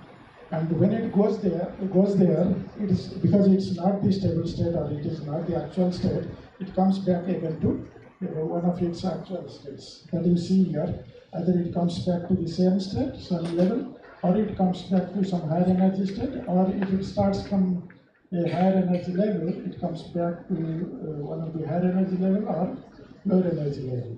So in this way, you can see here, you see some energy is kept in the material because this much energy the material gain and this much energy it emitted. And that means some energy is inside the material. If that energy is inside the material, where it is going to generate the vibrations. So that means if this much energy we know, then we know what will be the vibrational frequency and where it is vibrating. If you know the structure, you can find out which atoms are actually vibrating. So from this you can know about particularly about the atomic vibrations in the material. Yeah. Now, if the atom is in this level, in this state initially, then it will go to some virtual level here, and it can come back to the ground state, which is lower in energy than where it was initially. So in that case, the photon that comes out will have higher energy than the incident photon. So where from this energy comes, it will come by disappearance of one of the vibrational energy levels. So that means if it is vibrating in some level, so it will vibrate at the next level.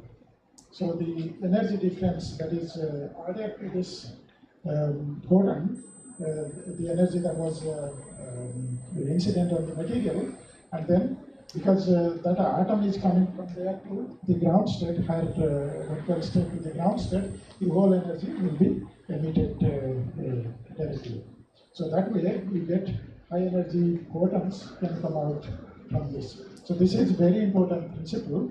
So you can use this to, let's say, when you use it in the electronic level case, you can use this principle to generate laser lights of different energies, or you can observe the energy light, laser lights. Because when you do your work with the laser intensity is very dangerous. That's why you want to block also sometimes laser light. So what you have to do, you have to use or find some material which blocks the laser light. That's also important aspect. Let me go there. So this is the way you see the Raman spectrum that looks like. So initially there is no energy change. You have a very sharp line. That is because of the elastic scattering, and that we say the relay band.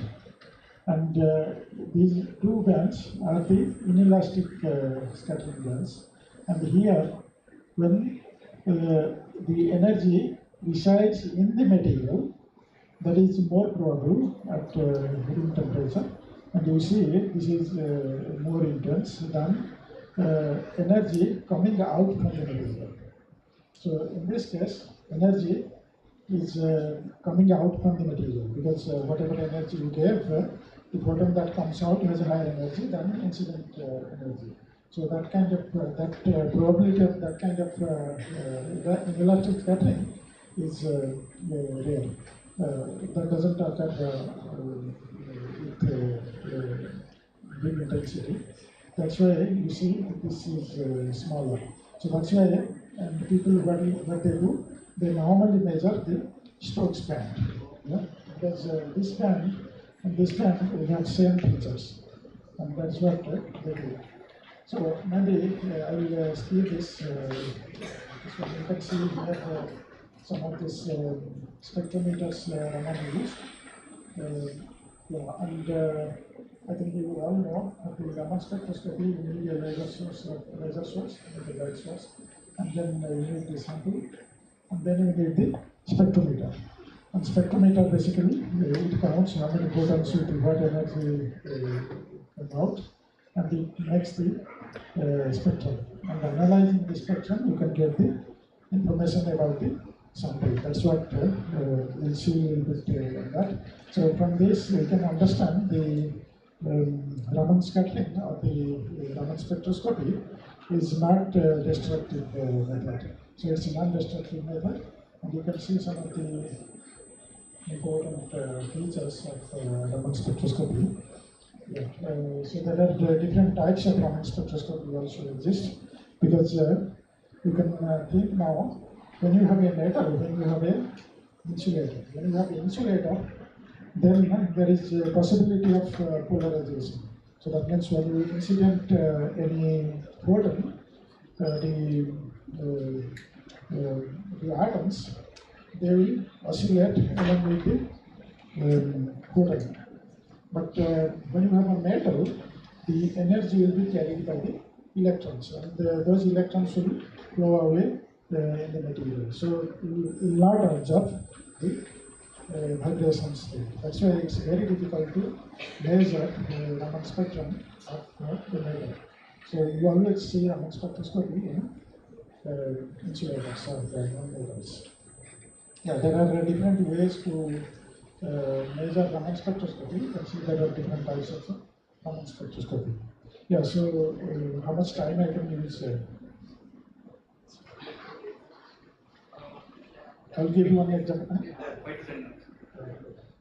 Yeah, so in my group, I think I wanted to talk. I already Madhu sir told different people are working on different areas. She was my student. She worked on magnetorheological fluids. You know the magnetorheological fluids. You add magnetic particles in fluids, in liquids, then that will be very helpful in high-end applications like, let's say, when you have mechanical jerks, to reduce the jerk, or let's say when you want to have bullet seals. Now the bullet seals are mechanical bullet seals. Those are materials, and those materials can break. Once it breaks, you have no other possibility to immediately to change. So, but when you have fluids, once they fail, they again come back to the same state. So that is the advantage. Also, I mean, other application could be, let's say, earthquake-proof houses. If you want to save some houses from earthquake, you can use those fluids under the houses. So that is also possible. Yeah, then Rajiv Kumar, he worked on laser shielding materials. And Vijay Kopkar, he worked on dielectric materials. And Ankit Yadav, he worked on corrosion science, so corrosion protective materials. And also supercapacitors, he worked on. Sarvesh Kumar, he is working on electrochemistry now. And Harish Kumar Chaudhary, he worked on EMI electromagnetic interference shielding. So this electromagnetic interference shielding is the material that shields the electromagnetic radiation from the devices, like your mobiles. So they always radiate some electromagnetic radiation. You need to shield those, and those kind of materials we also worked on. So this Harish Kumar Chaudhary worked on that. Then Sarvesh Kumar, yeah, he worked on some electrochemistry. I will show some of his work today. And then there are two other students, I don't have their photos. So Pavitra and then Ashwini, Rishikesh, Sunita, they are working on electrochemistry. So I will tell you a little bit about electrochemistry. And Vijay Kumar, he worked on some magnetic materials. Yes, so today I will tell about some materials we use to produce oxygen and hydrogen from water. So what is the advantage of getting hydrogen and oxygen from water? So you all know water consists of two hydrogen atoms and one oxygen atom. And hydrogen is a fuel, the oxygen is a oxidizer. So when you add them to mix, so they will burn, hydrogen will burn because of this oxidation process, and it will give us energy. So that means if you can separate hydrogen and water by some principle, then we can use this hydrogen to burn. So that means instead of using fuels, petrol or diesel in the vehicles, we can pour water and run the vehicles. Because water is cheap, and it's also, wherever you go, you find it almost free everywhere. Right? So that is the main idea. So how can we split water? Because you know already, in about 10 to 20 years, we have no petrol, no diesel. So these biofuels, those will not be available. So we have to find some other way. And at present, I think solar cells people are working on, and other renewable resources people also work on, like let's say turbines or other things. But they have their own disadvantages. Here also we have some disadvantage. Disadvantage means not polluting the environment or not that kind. But we have some challenges actually. If we get hydrogen and oxygen from water. So that I will talk a little bit about that. So the material that we use are basically carbon-based materials. So you can see different carbon-based materials. These are the carbon nanotubes of the graphites, fluorine, and graphene. Different defects you can also put there. So what happens, how to synthesize such materials and how they can split hydrogen and oxygen that is present in water that we will see here. Yeah, so before that, as I told you, I'll tell a little bit about Raman spectroscopy, that information that you can get from the material. So you can see here, we have a sheet of carbon, this is a graphene sheet. They have hexagonal rings of carbon atoms. And then there are some foreign atoms, like these are different nitrogen atoms, and the black ones are the carbon atoms. So by using Raman spectroscopy, how can we characterize those materials? That means how do we know there is a nitrogen at this position? Yeah, at this position, this is called graphitic nitrogen. If it is at this position, it is pyrazole, or you have pyrolytic nitrogen, hydrogen, or you have pyridine nitrogen. So how do we know about those? And what they do? So you can see here, maybe I'll just tell you what they do. If you have any nitrogen there, nitrogen is different from carbon. Nitrogen has two lone pairs. Nitrogen attracts electrons towards itself. And so that means if you have a nitrogen here, it will attract electrons from this carbon atom, neighboring carbon atoms. So the carbon atom will feel a little bit of positive charge. And in this way, this carbon atom, whatever positive charge it will feel, this carbon atom will feel a little bit less positive charge. And depending on the position, you will see carbon atoms will be different strength of positive charges. And that you can use for splitting water. And before that I tell you, so when you have carbon atoms at different positions, their vibrational properties are different. So that means they vibrate at different frequencies. So by measuring Raman spectrum, as I told you, you can measure at what frequency they are vibrating. And you can find out which atom can vibrate at that frequency. From that you can know what are different atoms present there and what is their number. So by this method, you have to measure the Raman spectrum and you have to heat it. So you can see here different peaks, they belong to, they have different energy, they are positioned at different energies. So Raman shift is basically 15 wavelength, but they can be converted to energy. So they have different energies. So that means they represent different carbon atoms. And when you have different carbon atoms, they have different electron density, and they have different electronic property. When they have different electronic property, we can tune those electronic properties in our way to split water. So I will show you. So what are the samples we used? We have prepared some cobalt particles embedded. These are cobalt particles, the red ones. And on these cobalt particles, we have some graphitic layer. And then those are put inside some carbon network, so carbon matrix. So this is the way, this is the form of the sample.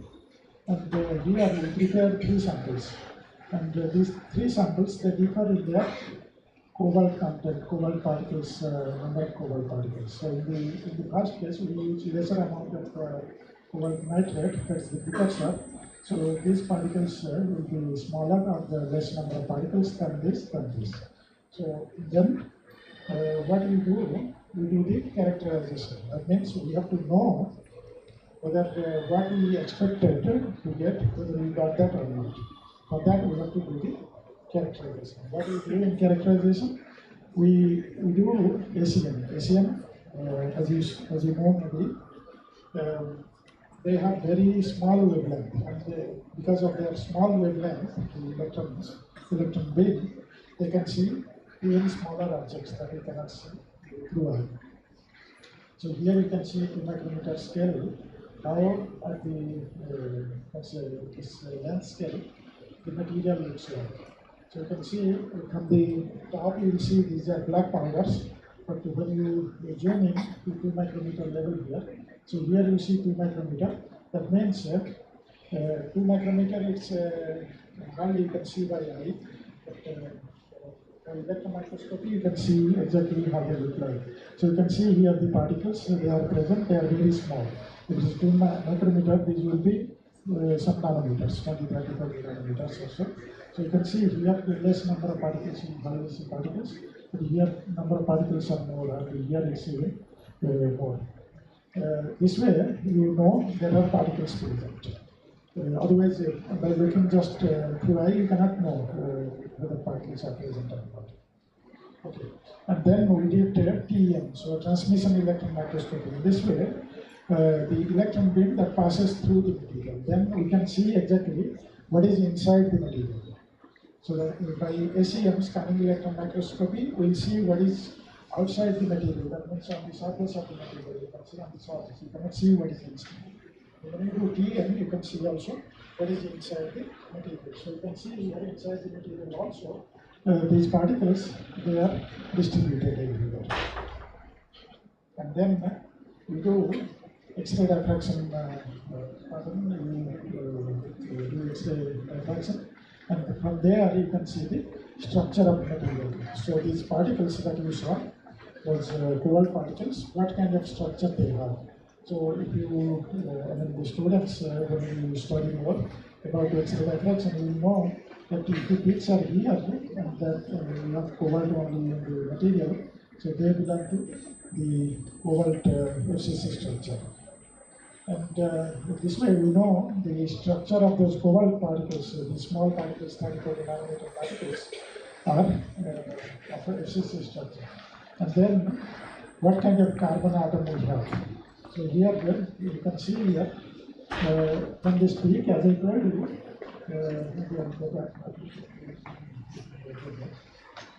you can see here, if there is a peak here, that means that belongs to the graphitic carbon. So that means the carbon has a graphitic core. If this peak is present, then that means it is amorphous carbon. And this peak tells you the C double bond C kind of structural defects are there in the material. And yeah, this is amorphous, this is crystalline, and these are age defects.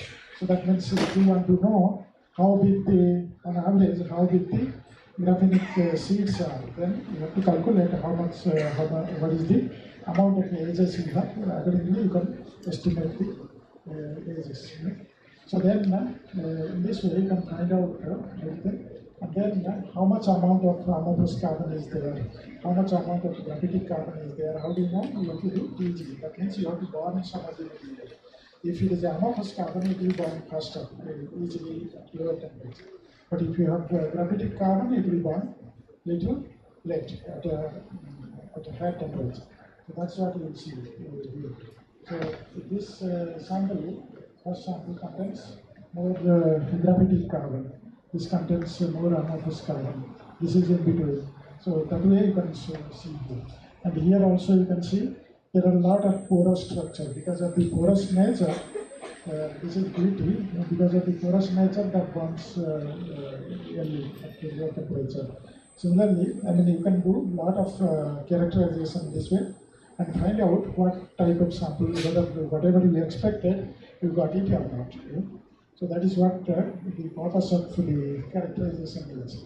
And you can also find out the elemental composition. Let's say how much amount of carbon is there, how much amount of nitrogen is there, how much amount of cobalt is there, whatever you took initially, expected amount that is present or something has gone somewhere, that we can find out. This way we do the characterization. And I told you already in the water splitting, but water splitting has two different features you have to see. One is the hydrogen evolution and the other is the oxygen evolution reaction. So those reactions occur at different potentials. I will just quickly tell you about that. So the measurement is done in this way. So you have a 3-electrode system, and you have working electrode and you have difference electrode, then counter electrode. So you apply opposite potential to working electrode and counter electrode, and see when you apply different potential, what will happen? Let's say you apply positive potential to the working electrode. That means working electrode contains, because it contains the sample that you prepare, it will pull the electrons. When you apply positive potential, it will pull the electrons from the sample. So what will happen to the edges of the defects where electron density is already low? That means you are pulling more and more electrons. So that means you are making that site, which is an active site, more and more active to attract a negative charge. So when it attracts negative charge, so that means you have in water you have oxygen and hydrogen, and the oxygen part or the hydrogen part, depending on the potential there, that will be attracted towards the sample. Sample is here a catalyst. And the role of the catalyst is basically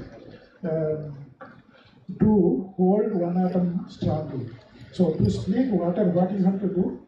If you want to split yourself, you have to one part you have to pull this side, other part you have to pull that side. But water is a very small molecule. How do you hold one molecule this way, one other molecule this way? There is no other way. Then attaching one side to by potential by attracting to the catalyst.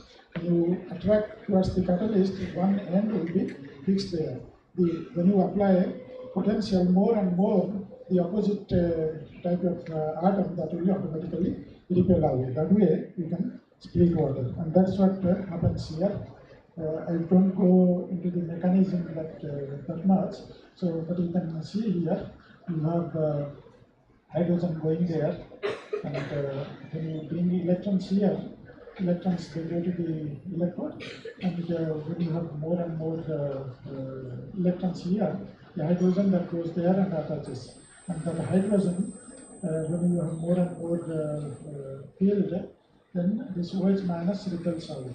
And similarly, if you have H atom adsorbed there and another H atom adsorbed there, these two H atoms, they can combine together and come out as H2 gas.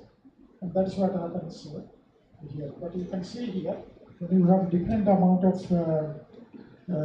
defects in the material and different amount of catalytic site, you have different current flows. So this current density is basically when electrons come, when there is a reaction occurring here, that electron comes and participates in the reaction.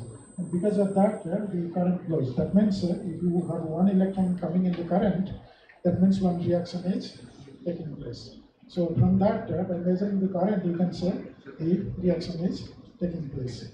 So that way, you can find out hydrogen is evolving. Maybe I will be faster. So similarly, you can see here when you have positive potential, you can attract the OH minus ions, and you have the adsorbed OH, and then when another OH minus comes here, this OH gets attached and this 2O comes out. And then when you have 2H, again when you have 2 O atoms, then that comes out as gas. In this way, you can get the oxygen. So, but the main principle here is how to hold one of these atoms very strongly with the sample. So that is what the main goal of the researchers are doing. So this way you can see different samples, they have different reaction rate. So that you can find out. and we have to combine the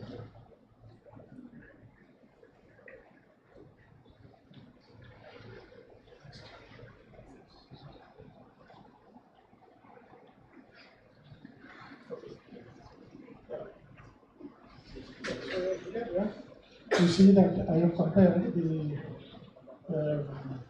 two different reactions. We have three samples.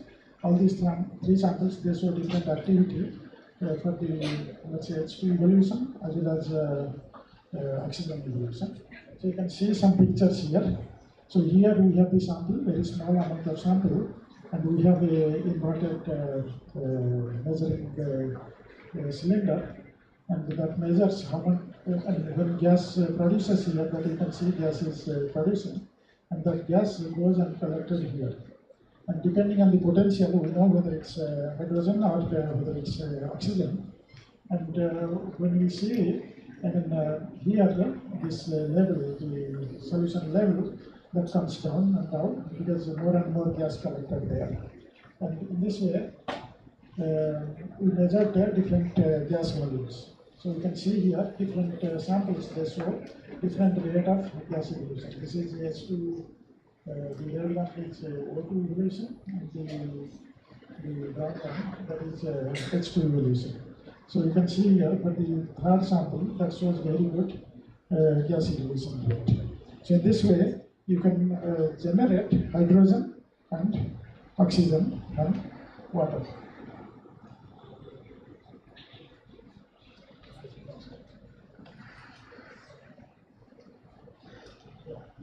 Yeah, so I'll go to the next one. So here you see that was basically 1 molar, 0.1 molar KOH. That means a little bit less concentration of OH minus ions. And here it's 1 molar KOH. You can see here it's a very fast production of hydrogen and oxygen.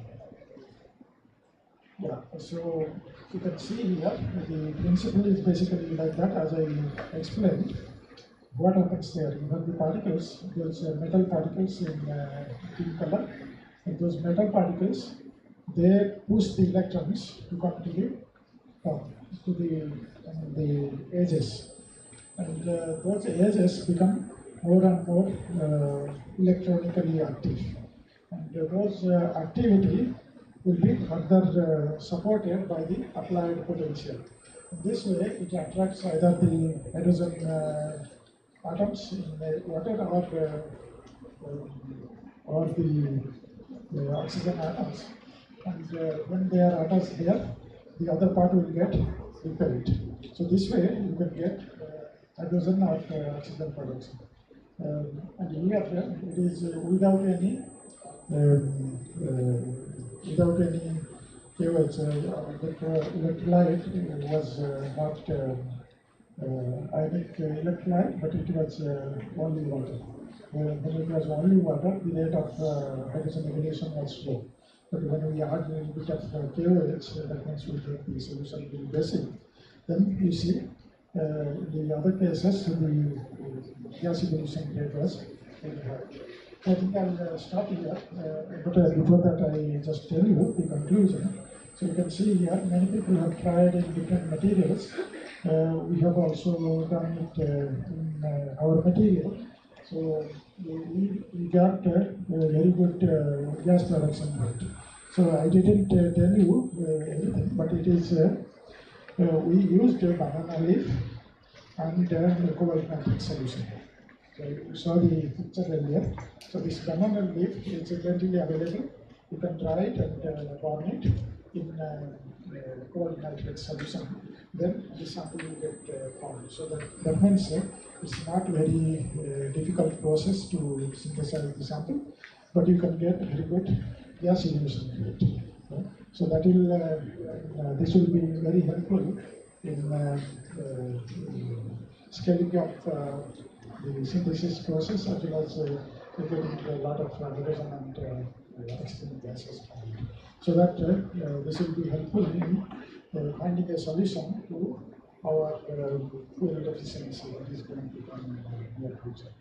Okay, so I think I'll stop here. Before that, when I came, one of my colleagues asked me to advertise about the conference. They have a conference in Lama University.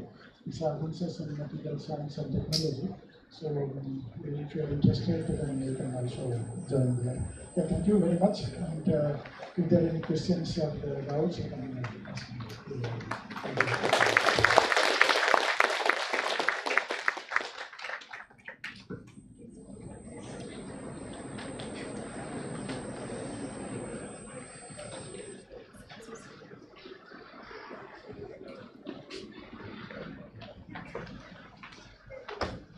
So in water splitting, how can we reduce the overpotential of the catalyst?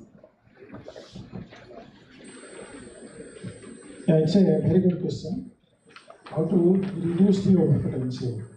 So, what is overpotential? Let's say, so when we have the samples without, let's say, sample means we have the catalysts. In the catalyst, we need to, let's say, when we don't have catalysts, the problem there, as I told, to hold the atoms strongly so that we can split the hydrogen and oxygen. But here, when we held, let's say, one atom strongly, the other atom by the potential, it will repel away. So how much potential we need to repel this material, repel the other part. That is what you say overpotential. So initially, how much potential you have, and then extra how much potential you have to add. So that means how much potential you have to apply through your electrical circuit so that you can achieve this reaction. So here, what you have to do, as I told you, you have to create very cleverly the defects. What kind of defects are responsible for what kind of reaction? If you have, let's say, I told you the, let's say, pyridinic or pyrrolic kind of carbon atoms, they are basically, if you go to the structure, maybe go to the structure.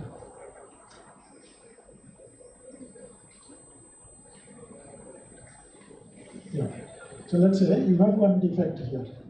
So one atom is missing or some kind of, this is a kind of pyridinic nitrogen. So pyridinic nitrogen makes these carbon atoms, the neighboring carbon atoms, as positively charged because it attracts the electrons. So this neighboring carbon atom is now active to attract a negative ion. So what you can do, you can selectively make the sample having more of this pyridinic nitrogen defects. So when you have more of this, then you can achieve more of these reactions easily. But yeah, so the main, the key here is to create controlled amount of defects. So for that, you have to dope nitrogen and you have to create the perfect defect that is responsible for certain kind of reaction. Yeah, so, and by that, by synthesis of samples, you can really control the overpotential there. Yeah. Any questions, please contact Dr. later.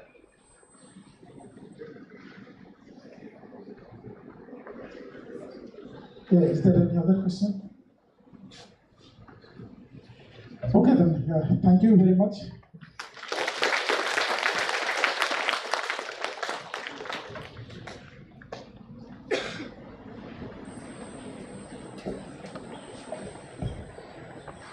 Thank you, sir. Your impactful insights have deeply resonated with us, and we truly appreciate your esteemed presence at our event. I now request Dr. Sandeep Les, Assistant Professor, Department of Chemistry, to introduce our speaker for the next keynote session.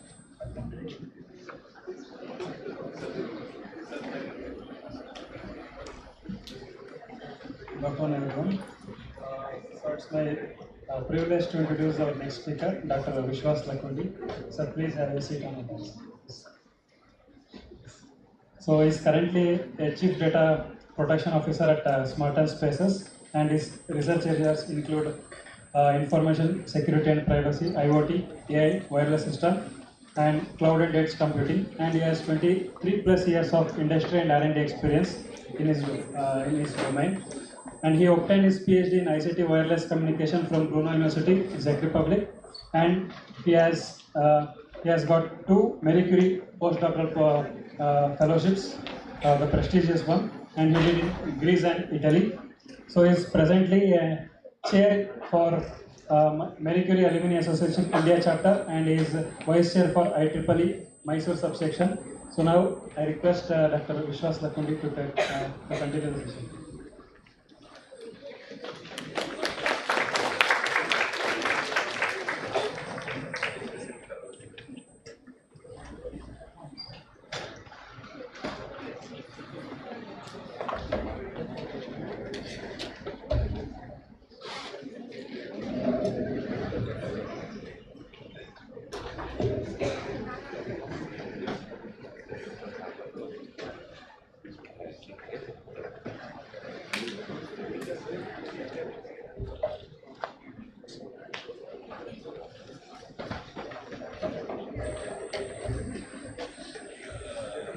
Sir Lakshmi is going to give some tips to how to get the PhD fellowship in abroad. He's not going to teach. He will give some those who are interested to do their higher studies, PhD and other things. So you can follow it and take the.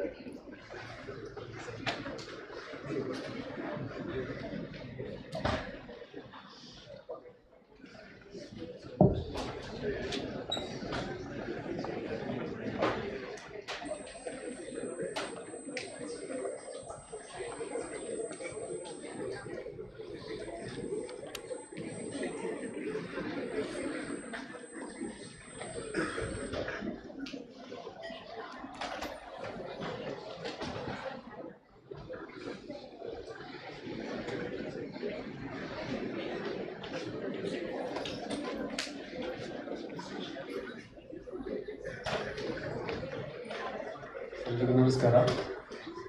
Good afternoon. I know I'm standing between you and your lunch. So, even I'm hungry, so I won't take much time. So, basically, this will be a non-technical talk. I'm not here to talk about what I do or what I specialize in, but mainly to talk about opportunities. I think Vice Chancellor mentioned about taking the opportunities that are coming our way. And there are, of course, local opportunities, but also there are opportunities outside of your local networks. So, basically, I represent Marie Curie Alumni Association in India as its chapter chair.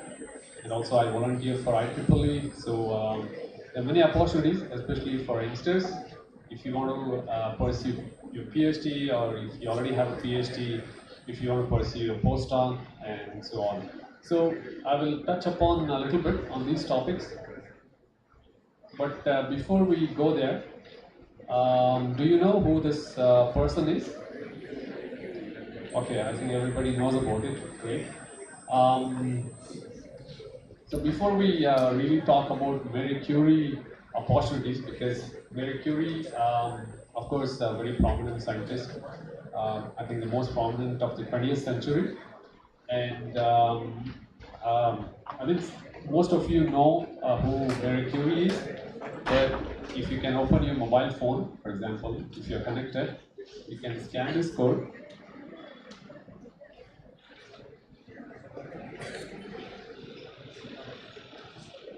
So the question is, what is Marie Curie famous for? I think most of you know because you come from related fields.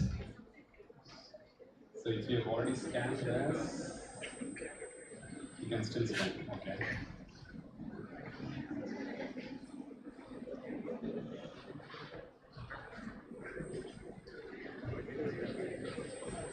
So let's see what you. Okay, professor. Okay, that's great. Learning new things, discoveries in radioactive. Okay. Yeah. Yes. Yep. Okay. Sustainability, that's interesting. Um,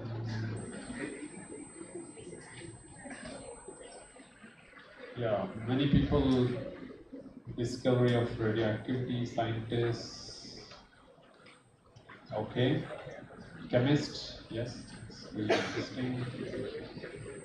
Radioactivity, you don't Google it, you know who she is. You don't have to really Google what she really did. Okay, radioactivity. So I think that's 15 response is good enough. So we go back.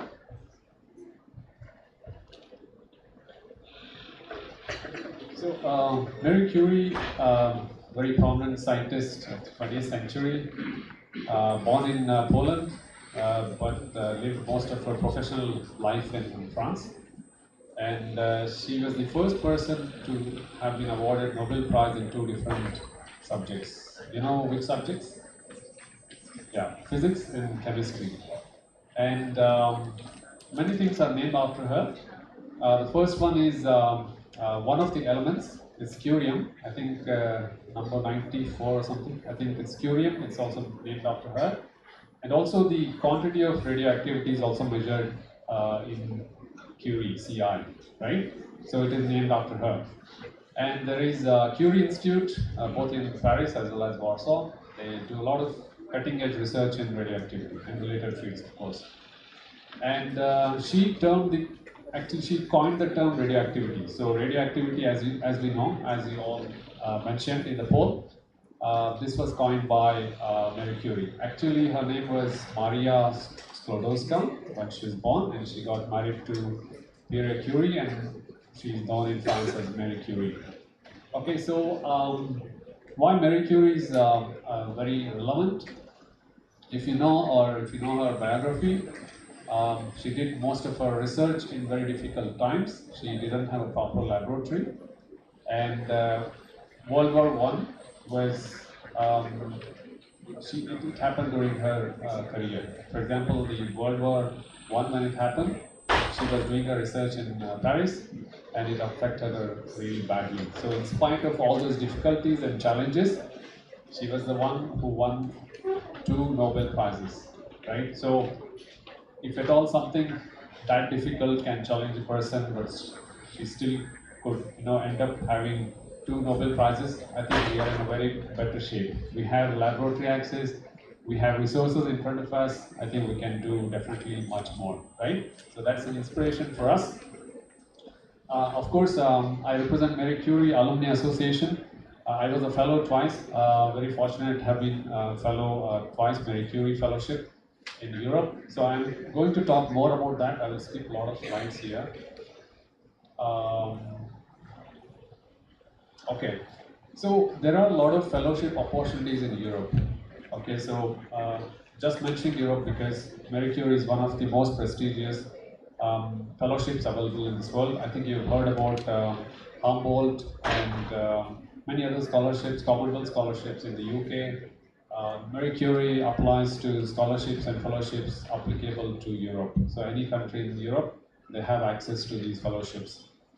So there are mainly 2 types of fellowships. I think before this I should just tell you about this. So 2 main types of scholarships, one for doctoral students and another for postdoctoral students. So if you are in your masters now, I think most of you are in masters, so you can apply for doctoral fellowships which last for 3 to 4 years in duration. It's fully funded, so you don't have to really spend even a single paisa from your pocket, including your airfare from your country of origin to your lab and wherever you do research.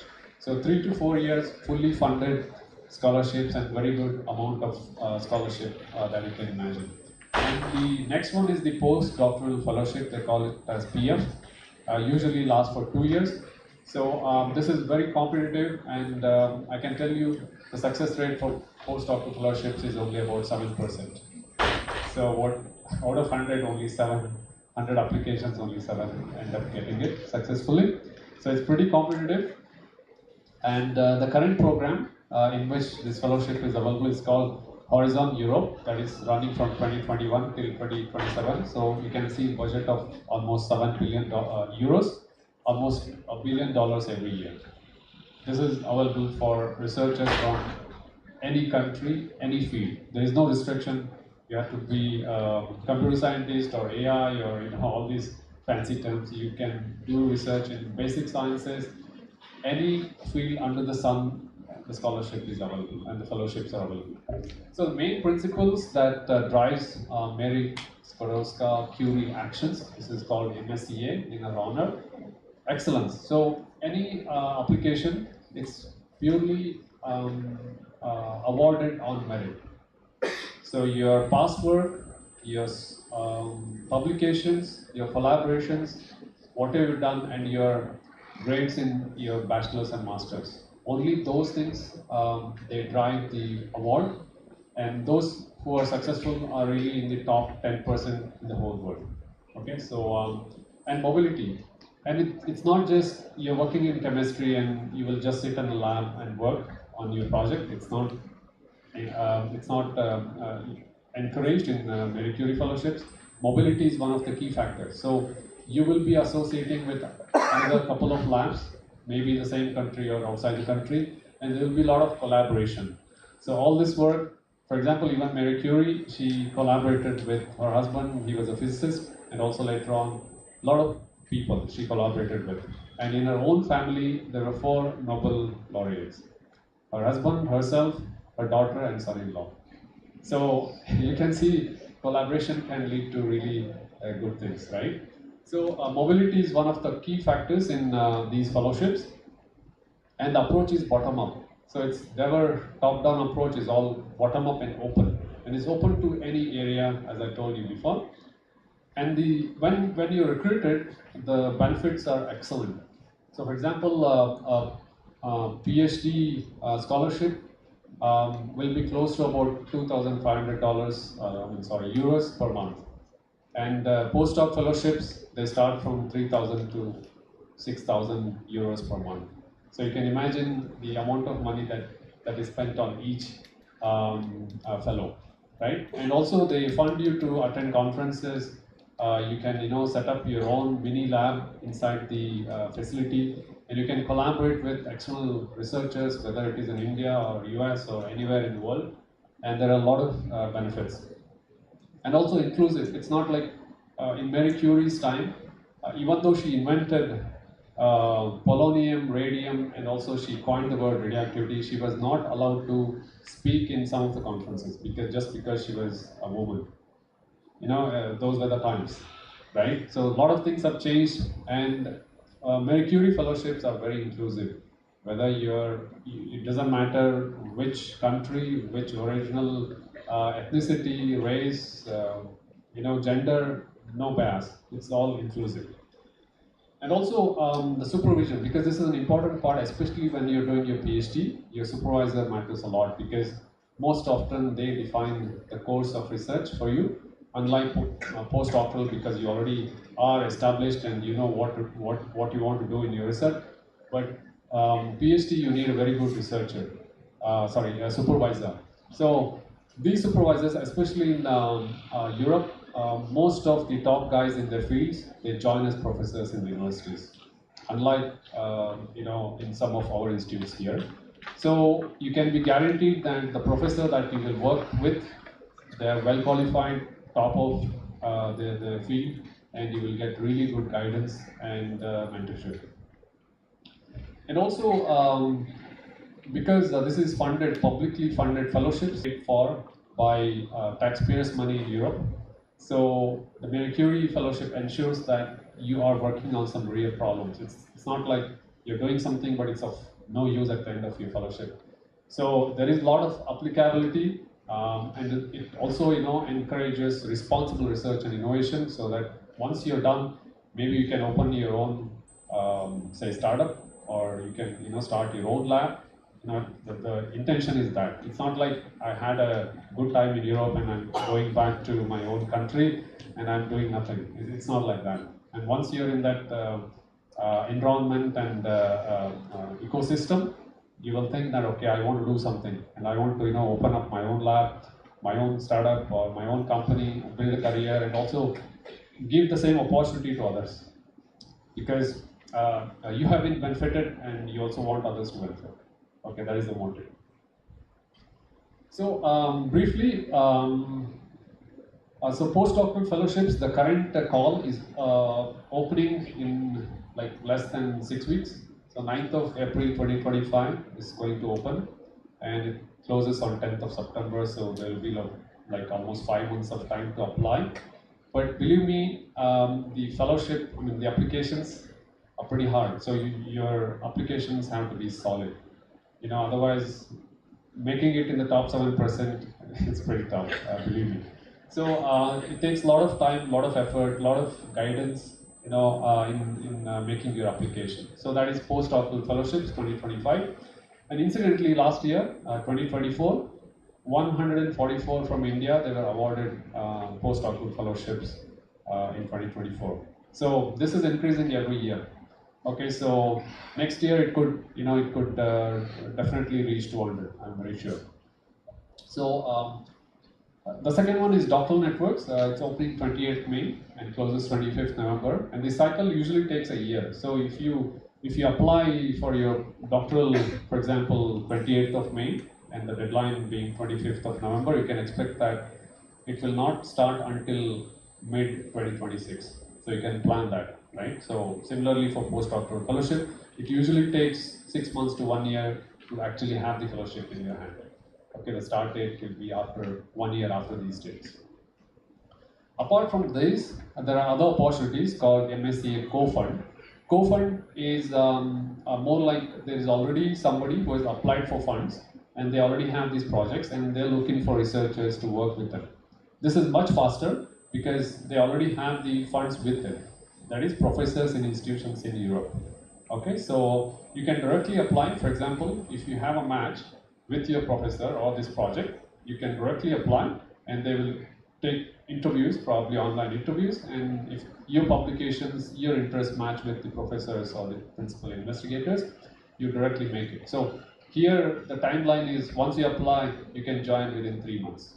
So 3 to 4 months. This is pretty fast. So those in the final year of your master's or your PhD, you can take advantage of these co-fund applications so that you can directly start. Like in 3 to 4 months, you can actually start.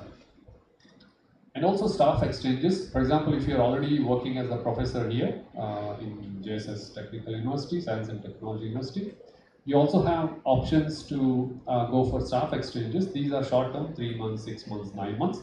So you can also apply. So the call is opening in less than a month, and deadline is like 8th of October. So you can also apply for that. So you have these collaborative approaches and opportunity for growth.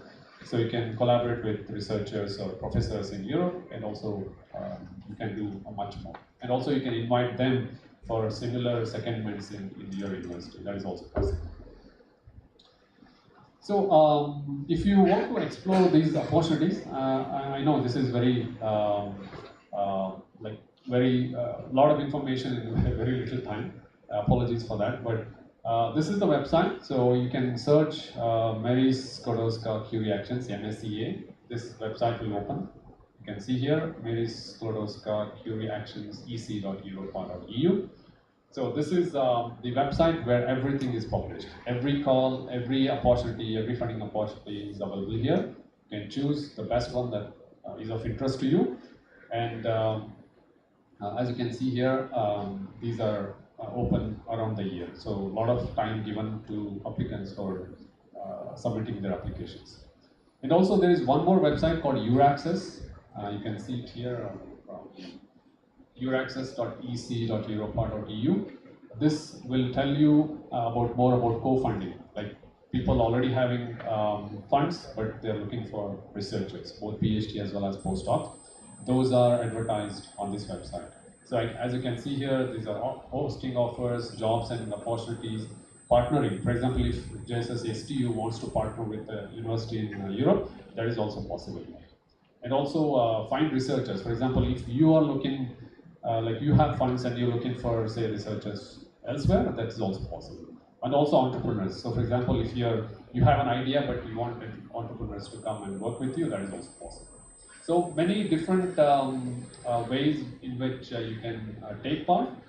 both as a receiver of these fellowships or also a provider of these fellowships. So both ways it's possible. And recently, CSIR in India, Council of Scientific and Industrial Research in India, has an agreement with European Union because we have a big delegation in India for this fostering of innovation and improvement in science and technology and research. So anybody who is associated with CSIR labs, they can go to Europe and get this experience and vice versa. So this is already happening, and this is happening at a very large scale. So fellowships are available both from India side as well as from EU side. So that's a very good sign, collaboration between us and Europe. So that's it. I hope I'm in time for your lunch. And you can always contact me through this email ID. LinkedIn also we're available. We conduct a lot of, we also conduct events where successful researchers who have had these scholarships or fellowships, they tell you their experience, how to write a proposal basically, right? Because proposal writing is very important. So they will tell you how exactly to write a proposal. We conduct these events from time to time. And also this is the website we have, and please follow us. And if at all you need more information from my side, I stay in Mysore, so I'm always available. I also collaborate with SJCE and also IEEE, so feel free and try to reach out to me. And thank you for having me here, and it was nice to be part of the National Science Day celebrations. Of course, one of our own, Sir C.V. Raman, a great scientist and of course a Nobel Prize winner. And we have had opportunity to hear about both Sir C.V. Raman as well as Marie Curie. Wonderful opportunity for me. Thank you.